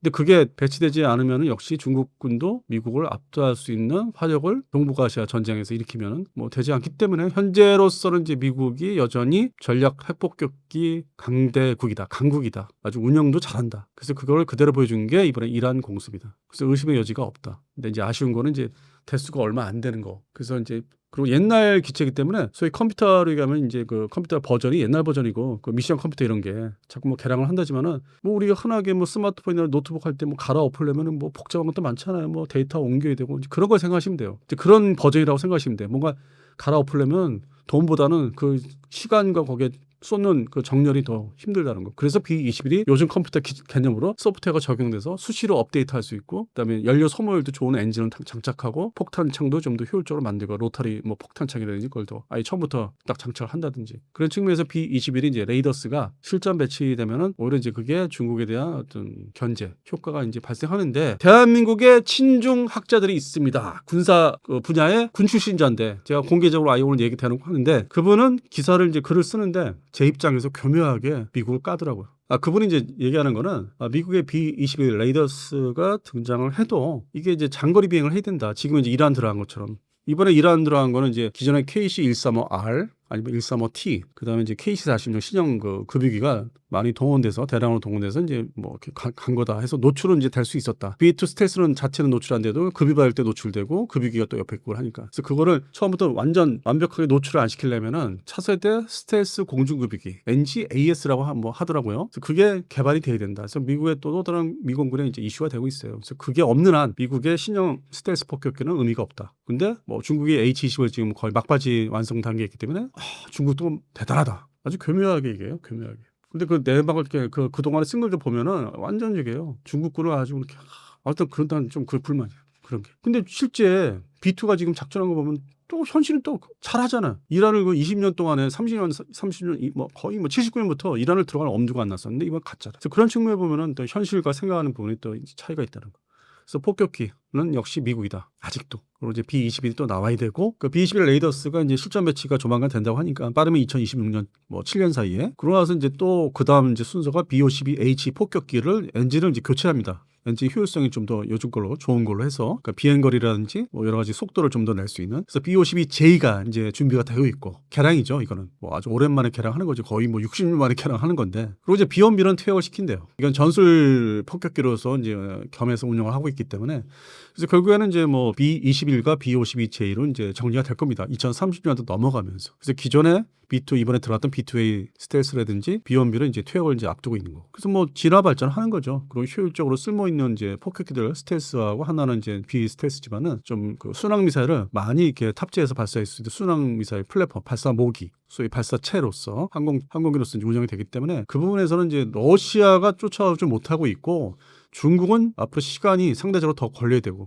진짜 위협으로 등장하려면 그래서 현재로서는 뭐 미국이 뭐 폭격기 필요 없다 그건 아닙니다. 그리고 이제 이게 전술적으로 이란을 들어간 거고 전략적으로는 이제 이게 동원되면은 지구 멸망의 날이고 그거는 뭐 극단적으로 폭격기 더 이상 필요 없다. 뭐 드론만 가지면 된다? 그건 아닙니다. 드론은 여러 가지 무기 체계 중에 하나 대전차 미사일 같은 개념이죠. 필요한데 다 갖고 있어야 되는 무기 중에 하나고 소모성 탄약이고 일종의 탄약 개념이고 극초음속은 지상에서 발사한다고 하지만은 결국에는 지금 미국이 여러 종류의 극초음속을 이제 미사일을 개발하는데 뭐 러시아도 그렇잖아요. 러시아도 미그 31M 버전에서 그 가운데 복부 동치에서 떨어뜨려서 발사하자 한 발. 무슨 얘기냐면은 발사 플랫폼은 있어야죠. 그러면 폭격기가 있어야지. 아주 이 지구상에서 이리 갔다 저리 갔다 비행을 하면서 급여를 받으면서 있다가 야, 여기 들어가 해서 거기서 발사하면 되죠. 이게 뭐 미국 본토에서 뭐 발사하는 무슨 뭐 대륙간 탄도탄 개념의 뭐 사거리를 처음부터 좀 비효율적으로 할 수 있는 게 아니라 어느 정도 그 전장 그 전구에 접근해서 쏘는 거라면 그걸 누가 이제 싣고 가야 되지 않습니까?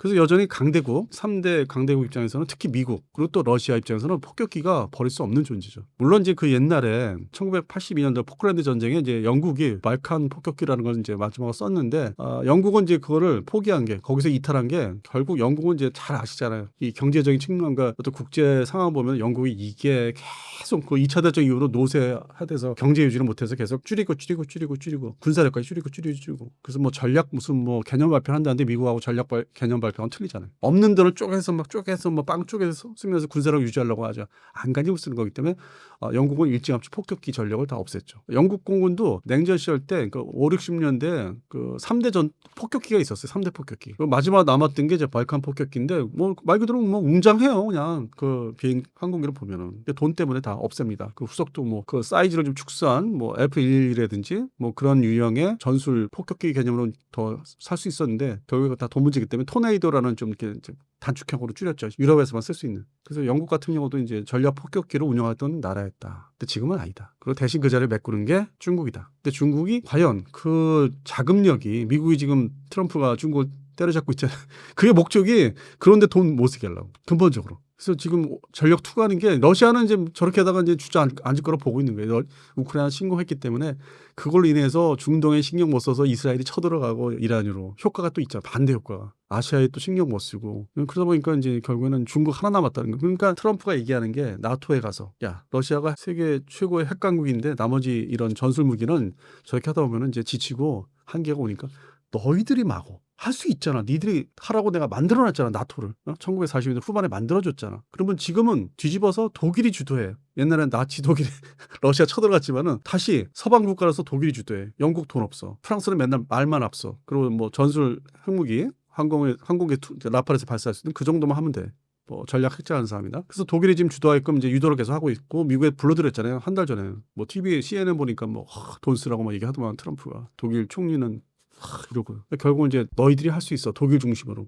그러면 이제 이게 동북아시아가 남잖아요. 그러니까 이제 일본과 대한민국을 쪼는 거죠. 특히 이제 대한민국은 중국을 상대하라는 얘기가 아니라 북한은 그냥 전담해. 핵무기만 제하고 전담해. 일본은 일로 와. 가서 같이 싸우는데 초반부에 일본이 먼저 가서 피해를 봐. 가서 이렇게 얼굴 대주고 맞고 와. 그 다음에 내가 정리할게. 그런 속셈이거든. 미국의 생각은. 그래서 그런 측면에서 이제 대중국 전략으로서 이제 일본은 상당히 중요시하고. 그러니까 지금 상황을 이제 보십시오. 뉴스를 보면은 온라인 기사를 보면은 미묘한 게 있어요. 옛날 트럼프 일기 때 같으면 막 갖다 들이밀고 막 압박하고 겁박하는 게 좀 덜해요. 뭐 군사적으로나 경제적으로 보면은 뭔가 좀 말미를 줘요. 생각할 시간을. 그러니까 트럼프 일기 때는 분명히 틀립니다. 그리고 당장 뭐 주한미군 뺀다고 이렇게 썰레발을 치는데 뭐 그 과거에 유명하신 학자님들이 그 한국계 미국인 학자들이 특히 겁을 줘요. 그게 다 이제 뭐 CSIS 같은 워싱턴에 있는 연구소에 이제 그런 관련된 분들인데 겁을 먼저 줘요. 자기 역할들이 있어갖고 그분들 다 월급 받고 다니는 분들인데 그런 역할을 하는 거에 비해서 옛날보다는 덜하다고 좀 온도차가 있다는 거. 그 결국에는 이제 한반도에서 그 주한미군의 역할이 이제 감축되고 줄어들 거예요. 그건 분명해요. 뭐 스트라이커 여단이 이번에 들어왔다고 해서 뭐 안심할 거 아닙니다. 언제든지 내년에 26년대 걔들 안 올 수 있어요. 그냥 맘만 먹으면 안 오면 그만이에요. 그래서 그런 측면에서 이제 줄여버리고 주한미공군도 이제 한 줌이잖아요. F-16 하나 단일 기종. 그다음에 이제 주한미육군의 평택 기지에 아파치, 가디안, 치누크, 대형 기동헬기, 그다음에 블랙호크 있는데 유사시에 사람들이 잘 모르는데 일반 온라인 기사, 뭐 조중동이든지 기사가 안 나오는데 뭐 유명하신 기자분들이 기사를 많이 써서 저도 잘 보고 있는데 주한미군의 헬기들이 바다를 건너서 일본에서 훈련해요. 일본 북해도까지 가서 훈련하고 아니면 이제 남중 이쪽에 동중국해 쪽에 이제 방면에 오키나와 이런 쪽까지 관할하려고 헬기가 훈련합니다. 헬기가 잘 모르시죠? 그건 전투기만 왔다 갔다 하는 줄 알죠? 아니에요. 그러니까 언제든지 일본 기지, 주일미군 기지로 뺄 수 있고 그쪽의 용도로 쓸 수 있는 거예요. 북해도에 뭐 러시아 침공을 대비한다든지 아직도 살아 있으니까. 그다음에 대만에서 이제 전쟁이 일어나면은 대만이 이제 뭐 그 작은 섬에서 뭐가 좀 밀린다. 열심히 싸우는데 밀린다. 그러면 일본 자위대하고 주일미군이 들어갑니다. 저는 그렇게 보고 있어요. 상륙해서 들어가요. 같이 싸울 거예요. 그 숫자들이. 아직 그 얘기까지 안 나오죠. 근데 지금 주일미군하고 일본 자위대, 육해공 자위대 훈련하는 거를 계속 모니터링 하고 있거든요. 매달. 목적이 뭡니까? 그 한반도에 올라고 1차적으로 한반도 올라오는 건 아니에요. 대만의 섬에 직접 들어가려고. 그리고 여러 가지 유형의 훈련을 하고 있고 뭔가 종류의 한반도에서 안 하는 훈련도 하고 있습니다. 그다음에 두 번째, 그 후방 기지로서 일본보다는 필리핀을 상당히 중요시하게 생각합니다. 그러면 필리핀에 이제 뭐 보급 기지로 만들어야 되고 유사시에 전쟁하면은 후방 기지로서 역할을 해야 되니까. 그다음에 그러면 이제 항공 기지 뭐 이렇게 활주로 보존도 해야 되고 그 훈련을 요즘에 아주 뭐 하루가 멀다고 필리핀 군하고 하고 있더라고요. 후방 그 지원 훈련. 근데 작년까지만 해도 뭐 하이마스 발사 훈련 이런 걸 했는데 활약 훈련했는데 올해는 마치 주한미군하고 이제 훈련할 때처럼 후방 기지 보급 문제, 군수 지원 문제 그 훈련을 지금 전례 없이 하고 있어요. 그래서 필리핀이 사실상 또 미국한테 중요하고 그리고 이제 호주도 중요하고 그래서 실제적으로는 이제 뭐 그 얘기까지 하더라고요. 나토 동북아시아 나토가 이제 비슷하게 만들어진다 하는데 거기서 한국이 빠져 있습니다. 근데 그거는 이제 미국이 의도한 게 아니라 실질적으로 중국 사람들이랑 전쟁할 때는 일본, 필리핀, 호주, 미국 이렇게 한다는 거. 그리고 이제 한반도는 알아서 해라. 그 정도 되지 않느냐. 무기 생산 다 하면서. 그러니까 그거를 좀 맡아달라. 근데 이제 결정적인 전략 무기, 핵무기는 이제 그런 미 본토에서 이제 지원을 하면 되니까 그런 방향으로 가고 있기 때문에 트럼프 일기 때하고는 좀 달라요. 그때는 무지막지 그냥 무대뽀였는데 지금은 이제 뭐 이 대한민국의 현실도 좀 일정 부분은 겁을 주면서도 학자들 통해서 아니면 전임 뭐 이렇게 장관 차관들 통해서 얘기를 흘리는데 약간의 좀 덜한 건 있어요. 전보다. 시간도 그렇고 시간을 주는 것도 생각하는 시간 주는 것도. 그래서 결국에는 한반도는 이제 우리가 전적으로 책임지는 시대가 이제 시절이 이제 오겠다. 시대가 오겠다. 그래서 그러면 우리 대한민국 군사력을 자체적으로 방산 K방산 수출국이지만은 차세대 무기 지금 개발하고 있는 거를 어떻게 신속하게 짧은 시간 내에 빨리 배치를 할 수 있는지 예산 배정 문제. 왜냐면 지금 이스라엘하고 이란 그 미사일전 그걸 봤기 때문에 우리가 자체적으로 방공망, 소위 대탄도탄 미사일, 드론 막는 그런 이제 대공포 문제도 있고요. CIWS2도 나왔지만은 그래서 그런 측면에 이제 돈이 이제 어느 정도 투자가 투입이 될지는 이번 그 하반기 9월 말에서 이제 10월 달에 예산 편성하는 이제 국방 예산 편성안 세부적인 걸 보면은 이제 알 수 있어요. 미국은 이제 사실 또 그것도 한쪽으로 이제 요구하는 것 같아요. 무기를 니네들 생산하는 거든 수입하는 거든 사야 된다. 더 투입을 해야 된다. 그다음에 주한미군 주둔비를 아예 전적으로 다 내라. 아주 뭐 다 더 많이 내라. 그런 게 지금 협상을 이제 앞두고 있죠. 근데 하여튼 결론은 뭐 폭격기 얘기를 시작해서 이렇게 올라왔는데 결론은 이제 트럼프 일기 때보다는 뭔가 좀 성격이나 색깔이 달라진 건 분명합니다. 며칠 전 공개된 CSIS 워게임 결과 미국이 대만전에서 승리하긴 했지만 항모 두 척이 침몰하고 전투기 500대, GDP 7%가 날아갔다고 합니다. 이긴 게 아니라 같이 망한 거 아니냐는 말까지 나오던데요. 이 정도 피해를 입고도 진짜 미국이 이겼다고 볼 수 있을까요?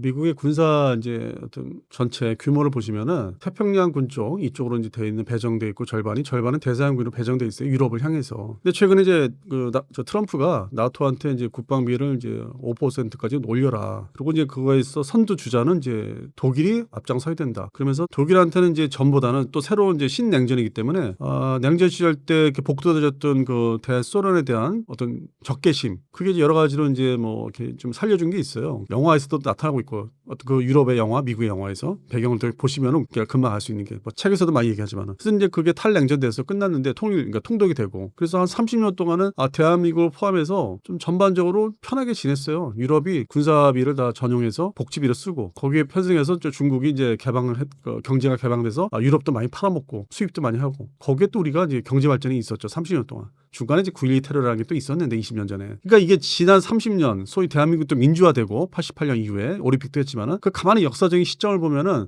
냉전이 끝나면서 좋은 시절이 있었다는 건 분명합니다. 근데 그게 이제 이번에 최근에 다 깨지죠. 그게 아주 본격화된 게 사실은 코로나 2020년 1월 달부터 1월 10일 이후에. 그런 일종의 뭐 세균 전쟁 뭐 이렇게 볼 수도 있는데 또 다른 이제 그 MBC 뉴클리 뭐 원자 무기, 바이오로지컬, 그다음에 케미칼 화학 전쟁. 그 중에서 난 개인적으로 이제 어떤 두 번째 바이오로지컬 전쟁이었다. 그리고 그걸 거치면서 또 러우 전쟁이 이제 막판에 러우 전쟁이 일어났고 그리고 또 그 다음에 중동 하마스 헤즈볼라 전쟁이 일어났고 그리고 이제 이란 공습 들어가고 그래서 그런 측면에서 보면 이제 트럼프 입장에서는 이걸 다 세분화시키고 중동도 사실은 트럼프 입장에서는 재발은 할 수 있지만은 그 핵 문제 개발 문제가 재발할 수 있는데 이란 때문에. 근데 지금은 어느 정도 좀 진정을 시킨 거 정리가 된 거예요. 그 오랜 기간 기다렸죠 미국도. 1970년대 미넨 올림픽 이후로 어떤 중동 지역의 그런 테러 아니면 그런 전쟁들 때문에 거의 50여 년 넘게 이제 기다렸다가 이제 이번에 어느 정도 좀 정리를 한 건데 미국 입장과 이스라엘과 그러니까 이제 러우 전쟁은 계속 되고 있어서 나토에 전적으로 이제 대비를 해라. 그러고 나서 이제 중동과 이제 그쪽 유럽을 하고 나서 보니까 동북아는 자기가 해야 돼. 미국 혼자 해야 돼. 많은 나라들이 있는 게 아니에요. 동남아시아들이 사실 얼망졸망 하잖아요. 군사력이. 우리가 뭐 전투기 표현에서 얘기했지만은 뭐 전투기가 동남아시아 각국에 보면은 100대를 넘어간 나라가 없어요. 다 100대 미만이에요. 그 정도에 아주 막 서로 다 쪼개져 있고 그래서 그게 도움이 미국한테 별로 안 돼요. 그런 전력들이 통합을 해봤자. 그래서 이제 이거를 동남아시아를 빼면서 동북아시아에 집중하면서 대한민국, 그다음에 자위대 전력. 대만은 혼자 싸워야 되고 이제 처음에는 그다음에 이제 주둔지 문제가 있어요. 후방 보급 문제, 기지. 그거는 필리핀. 그래서 끌어들였어요. 동남아시아 그 중에 하나가 이제 필리핀을 끌어들였죠. 그다음에 또 다른 먼 후방 기지, 호주. 그래서 이제 이 동북아시아에서는 이제 사실상 대한민국 일단은 북한을 전담시키면서 어떻게 보면 이제 살짝 빼주면서 여러 가지 복잡하게 얘기들 하는데 일단은 미국도 아는 거예요. 벅찬 거지. 북한을 상당히도 벅차니까 일단 빼놓고 일본, 필리핀, 호주, 미국 이렇게만 하자. 그렇게 해서 전담을 하고 그럼에도 이제 미국의 주전력이 돼야만 중국을 상대로 어느 정도 이제 피해를 보더라도 이길 수 있는 방향 방향으로 이제 갈 수 있다. 그러면 이제 뭐 말씀대로 그 시뮬레이션 돌린 거대로 피해가 있을 거예요. 특히 항공모함 2척까지 얘기하는데 그 정도면은 뭐 피해도 아니죠. 미국의 항공모함 11척인데 10척에서 11척. 물론 이제 그 원자로 이제 정비가 들어가는 것도 있지만 그래서 한 보통 2척이 빠져 있는데 그럼에도 이제 대서양 그 함대에 항공모함이 있기 때문에 예비 전력이라고 할 수 있기 때문에 이제 그 부분을 얘기하는 거예요. 그러니까 유럽의 나토는 항공모함도 있고 원자력 추진 SSBN도 두 나라가 있고 SSN도 영국과 프랑스가 있고 그리고 독일은 사실 지상 전력이 전통적으로 신경 쓰면은 다시 재건할 수 있고 시간은 뭐 5년 걸린다고 하는데 보통 그러니까 이제 그 역할을 유럽은 이제 자기들의 어떤 뭐 혈통 관계로 따지면 뭐 저기죠 친척 관계들이 있는 거죠. 초기에 뭐 미국의 이민사를 보면은 그래서 그런 게 이제 흐름이 있기 때문에 다시 거꾸로 이제 시키는 거죠. 나는 중국을 내가 혼자 상대해야 된다. 2차 대전 태평양 전쟁에 일본을 혼자 상대하듯이 물론 호주가 좀 도와준 건 있는데 그거는 뭐 그렇게 뭐 표시가 안 나고 혼자 싸우다시피 했으니까. 그래서 이번에도 이제 그 역사적인 거를 어떤 역할들, 나라들의 역할마다 조금씩은 바뀌는데 근본적인 건 똑같아요. 사실상 이 역사의 근본은 똑같기 때문에 그런 측면에서 이 대서양 전력을 따로 보존을 해야 되는 게 있죠. 뭐 지적하신 대로 이러다가 뭐 전쟁에서 이겨놓고 미국이 그냥 쫄딱 망하는 거 아니냐. 그냥 별도 예비 전력 뭐 있어야 되고 그다음에 또 미국의 워낙 뭐 이 기반이 뭐 적자 뭐 계속 본다고 하는데 다 자급자족이 되지 않습니까? 먹는 것부터 뭐 기름까지. 그래서 그런 차원에서 보면 망할 나라는 아니고. 그리고 이제 이긴 다음에 그거를 이제 또 견제를 또 남은 잔존 세력을 또 견제하고 하려면은 이 나머지 대서양 전력들이 다 글로 이제 또 재배분이 돼야 되죠. 뭐 원자력 추진 항공모함 2척 정도가 깔아앉아도 나머지 뭐 6, 7척이 있으면 되니까. 그래서 제가 볼 때는 그렇게 뭐 망할 것 같지는 않고 근데 우리가 생각하고 싶지 않은 그 미국제 원자력 추진 항공모함이 가라앉는 거 뭐 영화나 만화에서 나오는데 이제 그거는 이제 현실로 접할 가능성이 있다는 게 이제 그런 게 이제 그런 부분이 충격적이다는 거죠. 영상으로 보고 이제 그럴 테니까 뭐 뉴스로 들어오고 2차 대전 때도 뭐 일본의 매체들 보면은 신문지상으로 이제 자기들이 뭐 여러 가지 그 기사를 발표하는 거 보니까 뭐 지금하고 크게 다르지가 않더라고요. 종이 매체지만은 그래서 그런 이제 어떤 그 연상되는 장면들이 있죠. 근본적으로 이제 매체를 통해서 볼 수 있는 게 뭐 참 안 좋은 것들. 그러면서 이제 미국이 이기면은 다시 또 전력 재배분을 해가지고 뭐 버틸 수 있지 않을까. 지금의 러시아도 저렇게 버티는데 저렇게 많이 소모가 되고 깨지고 했는데도 그 러시아 자체를 망하게 할 수 없는 게 근간이 핵전력이잖아요. 뭐 사실상 숫자로 따지면은 탄두 숫자라든지 미사일 숫자로 따지면은 러시아가 1위니까 그 다음에 이제 바로 밑에 2위 있고 2위가 미국이고 그래서 미국도 이제 핵전력은 계속 보존 유지를 할 테니까 망한다? 뭐 그러지는 않을 것 같습니다. 피해가 많다. 아주 힘들게 전쟁에서 승리해서 남는 게 좀 뭐 이렇게 손익 계산을 해보니까 별로 없더라. 그 무엇보다도 인명 손실. 그 원자력 추진 항공모함이 보통 최대 뭐 5천만 원까지 승선을 한다는데 뭐 그런 문제가 있죠. 상당히 뭐 좀 9.11 테러 이후에 대테러 전쟁할 때 많은 그 미군 그 병력들이 이제 손실을 받듯이 뭐 베트남전 때도 그랬고 이제 그런 부분을 이제 연상할 수 있는 거고 외형상으로는 이제 무기 체계는 이제 항공모함이 침몰하는 거 그리고 이제 온갖 종류의 전투기가 F-35조차도 격추될 수 있으니까. 그 상황, 환경에 따라서 작전 환경에 따라서 그런 문제는 뭐 가능한 거죠. 그 시뮬레이션 돌려서. 그래서 그거를 이제 사실은 시뮬레이션 돌리고 그걸 이제 비공개가 아닌 공개를 해주고 아니면 언론 아니면 이렇게 자료로 이렇게 배포하는 게 전쟁하지 말자거든 서로. 너도 피보고 나도 피보고 남는 게 없다. 그래서 그렇게 해서 지금까지 이 양안 문제가 당장 내일 당장 전쟁이 날 듯이 했던 게 제 개인적인 경험은 뭐 여러 차례 말씀드렸는데 여러 방송에서 정확히 2011년부터예요. 하루가 멀다고 그걸 접했어요. 뭐 예를 들어서 2012년도에 대만에 이제 뭐 출장을 가는데 관련 출장 아침에 특정 유명한 신문을 딱 보니까 뭐 항공모함, 중국의 항공모함이 최초의 항공모함이 취역을 했다. 그리고 또 그 밑에는 대만의 초음속 대한미사일이 등장했다. 뭐 이렇게 딱 2012년도 여름에 8월 달에. 그래서 뭐 당장 전쟁이 날 것 같다 했는데 지금 2025년입니다. 그러니까 이제 그런 거를 자꾸 이제 그 워닝, 경보식으로 자꾸 이렇게 알려주는 게 전쟁에서 좋을 거 없다는 거예요. 근데 이제 거기에서 틀린 부분이 하나 있었던 게 이제 동북아시아 이제 양안 사태는 그런데 한반도하고 러우 전쟁, 그러니까 1차 전쟁에 이어서 2차 전쟁이 일어날 건 사실 그렇게 생각을 못했어요. 전면전이 일어날 줄은 그런 식으로. 사실 상당히 방심을 했죠. 그러니까 2022년 2월 24일 전까지 그러니까 2022년 1월에서 2월 사이에 위성에서 정찰 위성에 찍은 사진들, 그러니까 민간 위성에 찍은 사진, 러시아군이 어떻게 집결을 국경선에 하고 있는지까지 다 찍어서 보여줬는데, 에이 설마, 뭐 위험만 가하는 거지. 했는데 들어가더라고. 그러고 들어가니까 키이우가 점령이 될 줄 알았는데 점령을 못 하더라고요. 오늘날까지 지금 계속 전쟁을 하고 있으니까 그거는 좀 예상 바뀌었어요. 벨라루스 통해서 또 간을 보고 그 회랑지대가 있어요. 옛날 2차 대전 때처럼 중간지대가 있고 그다음에 그 발트의 3국. 그 현실적으로 러시아 입장에서는 지금 손쉽게 뭔가 자기들을 과시하거나 실력을 보여줄 수 있는 거는 맛을 보여줄 수 있는 거는 발트 3국이에요. 진짜 일어날 수 있는 거는. 그러니까 폴란드는 우크라이나가 완전 100% 점령된 상황에서 위험한 거지 현재까지는 우크라이나가 잘 막고 있기 때문에 때문에 그거는 실제 그쪽은 아니고 발트 3국에 뭐 에스토니아, 뭐 라트비아 얘기 있지 않습니까? 거기는 뭐 실제 실전 병력들이나 장비가 한 줌이기 때문에 러시아군이 그동안 이제 우크라이나 전쟁을 하면서 쌓인 경험을 작전을 잘 짠다면은 일부에 점령할 수도 있어요. 난 오히려 그쪽을 이제 우려를 하고 있죠. 그래서 이제 그게 문제가 되다시피 하니까 실제 현실적으로 독일군이 일개 여단이 들어가 있는데 그 일개 여단 가지고 과연 막을 수 있을까? 저는 그 부분이 더 우려됩니다.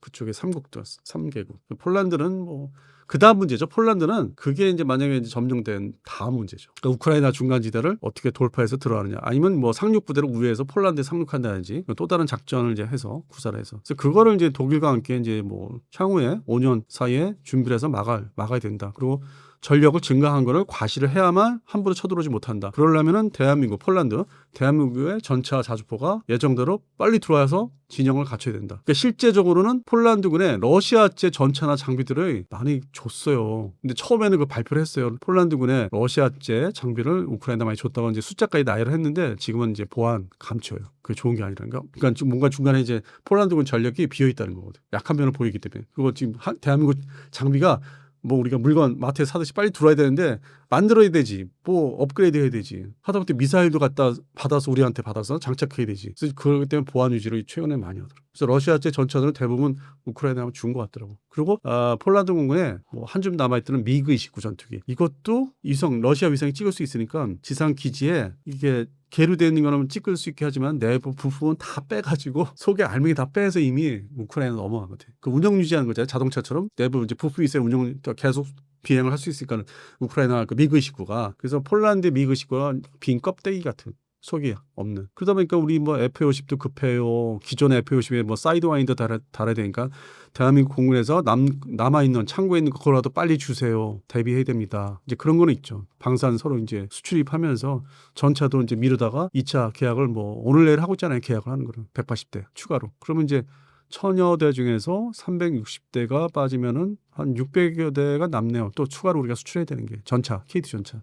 그래서 그게 2030년까지 다 들어가야만 이게 좀 준비가 되고. 근데 그 전에 2030년도 전에 서방 측에서 대한민국도 그렇고 우려하는 거는 그 3개국 뭐 에스토니아, 라트비아 이런 나라, 리투아니아 뭐 이렇게 해가지고. 저는 이제 현실적으로 그쪽을 보고 있어요. 벨라루스가 이제 벨라루스로 사주해서 협공할 수도 있고. 그래서 그쪽 자기네 안쪽에서 이렇게 뭐 먹으려고 하는 게 지금 보이지. 이게 그러면서 이제 하나 이제 시선을 자꾸 그쪽에다 이제 돌리게 하는 거죠. 폴란드 쪽 이렇게 해서 폴란드까지. 응? 너 경계해야 돼. 신경 써. 근데 실제는 여기를 노리고 있는 거.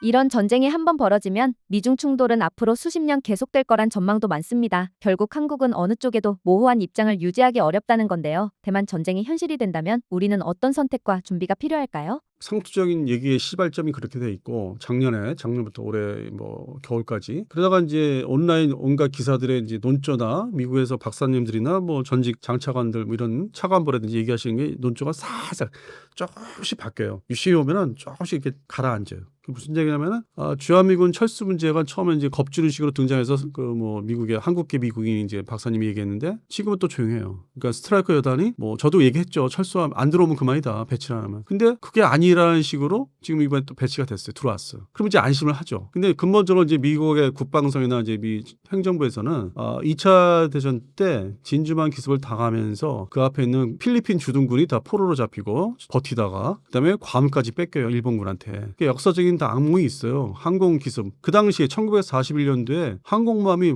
몰래 이렇게 바다를 건너서 함재기를 싣고 와서 공수발주. 그 시절에는 상상할 수 없는. 왜냐면 항공모함과 함재기라는 게 1941년도면 이제 막 제대로 된 자리를 잡던 시절이기 때문에, 시절이 그때 그 시점이기 때문에 상상할 수가 없었고, 상당히 그때 쇼킹이었고 그 전법이. 그리고 필리핀에서 이제 미군이 포로로 잡힌 것도 상당한 그때 충격이었고. 그래서 역사적인 걸 다 이제 해석을 이제 이렇게 유추를 이렇게 생각을 해보면은 최전방에 나와 있는 중국과 아직 가장 인접한 나라에 나와 있는 스트라이커 여단 4,000여 명을 여차하면은 포로가 되거나 미사일 타격으로 죽지 않을까. 지금 캠프 험프리 평택에다 모아놨는데 밤에 자다가 이제 아파트가 다 미사일 맞아 탄도탄 맞거나 그게 중국제든 북한제든 이게 의미가 없잖아요. 전쟁을 이제 강요해서 시작을 당하는 건데 지상군 병력이 그냥 무의미하게 소모되는 게 사실상 제일 큰 문제잖아요. 뭐 전투기가 파괴된 것도 아니고. 그래서 그런 측면에서는 이제 후방으로 빼야 되겠다. 그리고 이제 일본군한테 괌까지 뺏긴 적이 있었다. 그러니까 거기도 자체 방어 병력이 필요하다. 그러니까 최소 1개 여단이면 방어할 수 있다. 어떻게든지. 그래서 후방으로 빼야 되겠다. 그러니까 한반도에서의 주한미군 역할은 의미가 없다. 그리고 그 정도의 병력이 이제 인계철선 형식으로 배치는 돼 있는데 옛날에 인계철선은 이제 파주 금촌에다가 이제 배치하면은 바로 휩쓸려 들어간다. 북한군이 침공하면은 휴전선을 넘어오면 침공하면은 휩쓸려 들어간다 개념이었는데 지금은 이제 다 모았죠. 파주, 금천, 뭐 이렇게 문산 아주 뭐 전국에 흩어져 있는 주한미 육군을 이제 평택으로 다 모았어요. 근데 또 이게 그러다 보니까 이제 타격 목표가 되니까 탄도탄, 순항미사일, 뭐 드론. 그래서 이제 후방으로 효율적으로 이제 이거 빼면서 괌을 지키는 병력으로 자기네 미국령 그런 측면은 효율적인 거고. 그리고 이제 전투기를 보시면은 지금 A10이 이번 9월에 한 대도 없이 싹 사라집니다. 물론 이제 미보트에서는 그렇게 돌아가면은 뭐 2대 4대씩 이제 자체 여객기처럼 비행을 합니다. 일본을 거쳐서 알래스카 거쳐서 다 미본토 귀환해요. 퇴역을 앞두고. 그럼 사라지죠 9월달에. 그래서 그것만 없어지는 줄 알았는데 원래 계획이 28년도에 퇴역하는 건데 전체 A10이. 근데 트럼프가 이제 드디어 결단을 내려서 이제 밑에 실무자들이 야, 한 번에 다 없애. 그 돈 아깝고 저거 있어봤자 중국군 상대로 공대함 공격을 할 수가 없잖냐 무장이. 이건 대테러 전쟁 때나 쓸모있는 그 공격기잖냐. 근데 대테러 전쟁은 이미 다 끝났고 쓸 만큼 썼다. 20년 동안 본전 다 뽑았으니까 중국 상대로 필요 없는 전술기니까 빼버리고 그 운영 유지비를 가지고 6세대 전투기 개발로 다 투입을 해라. 그게 더 급하다. 그다음에 F-15EX 4.5세대 전투기 장거리 전투할 수 있는 공중에 머물러 있다가 미사일 발사할 수 있는 극초음속까지 발사할 수 있는 그거 몇 대 더 사라 해서 다시 늘렸어요. F-15EX가 늘어나요. 지금 숫자가 발주 숫자가 상당히 머리 쓰는 거죠. 돈을 제대로. 그래서 그런 측면에서 이 주한미군 전력은 그렇게 이제 줄어들고 있는데 야금야금 줄이는 거야. 근데 그거를 옛날처럼 트럼프 이기 때나 뭐 바이든 때처럼 뭐 그냥 대대적으로 뭐 부시 때처럼 뭐 나 이거 뺄 거야 이거 승인해줘. 그러니까 뭐 말로 형식상으로 승인해줘. 근데 그러면서 빼가잖아요. 승인 뭐 안 해줘도 빼갔으니까 부시 때. 저 이라크로. 근데 지금은 상당히 머리를 많이 쓰더라고요. 미국 그 국방성이나 이제 미 행정부가 빈정을 안성하게 하면서 이렇게 싹싹 이렇게 빼가더라고요. 그리고 이제 먼저 앞서 말씀드린 대로 주한미 육군 뭐 회전식 전력, 헬기 전력은 그러면 어떻게 이도저도 아니다, 이것도 저것도 아니라고 할 수 있는데 이미 일본에 가서 훈련 자주 해요. 그러니까 일본의 북해도. 그다음에 대만에 투입됐을 때 그 전력이 투입되거든요. 대만에서 뭐 예를 들어서 타이베이를 뺏겼다. 그쪽에 뭐 지룽과 타이베이를 뺏겼다면 그 나머지 또 지켜야 되니까 산맥으로 돼 있으니까 그 전투가 또 지리하게 뭐 일어날 수 있어요. 그건 장담 못해요. 한 번에 끝난다고 할 수 없거든. 그러면 그거를 직접 동부가 있는 헬기 전력도 투입을 지상주의니까 투입을 해줘야 되거든. 그다음에 일본 자위대 병력도 오키나와 거쳐서 바로 투입될 수 있고 거리장 가까우니까. 그래서 그거를 길게 생각하는 것 같더라고요. 미국이.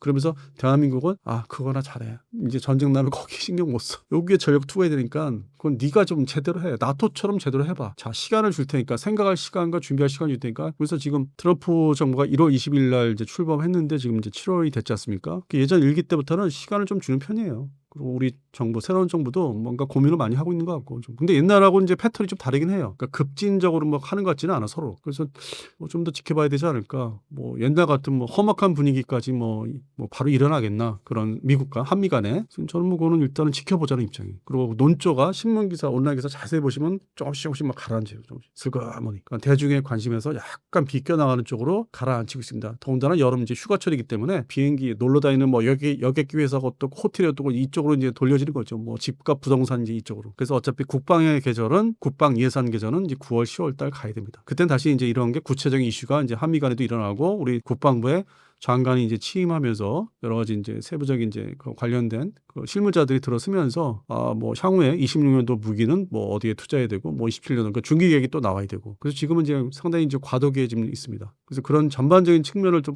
보다 보면은 또 시간이 흘러가요. 맨날 기다림의 시간이에요 이 분야는.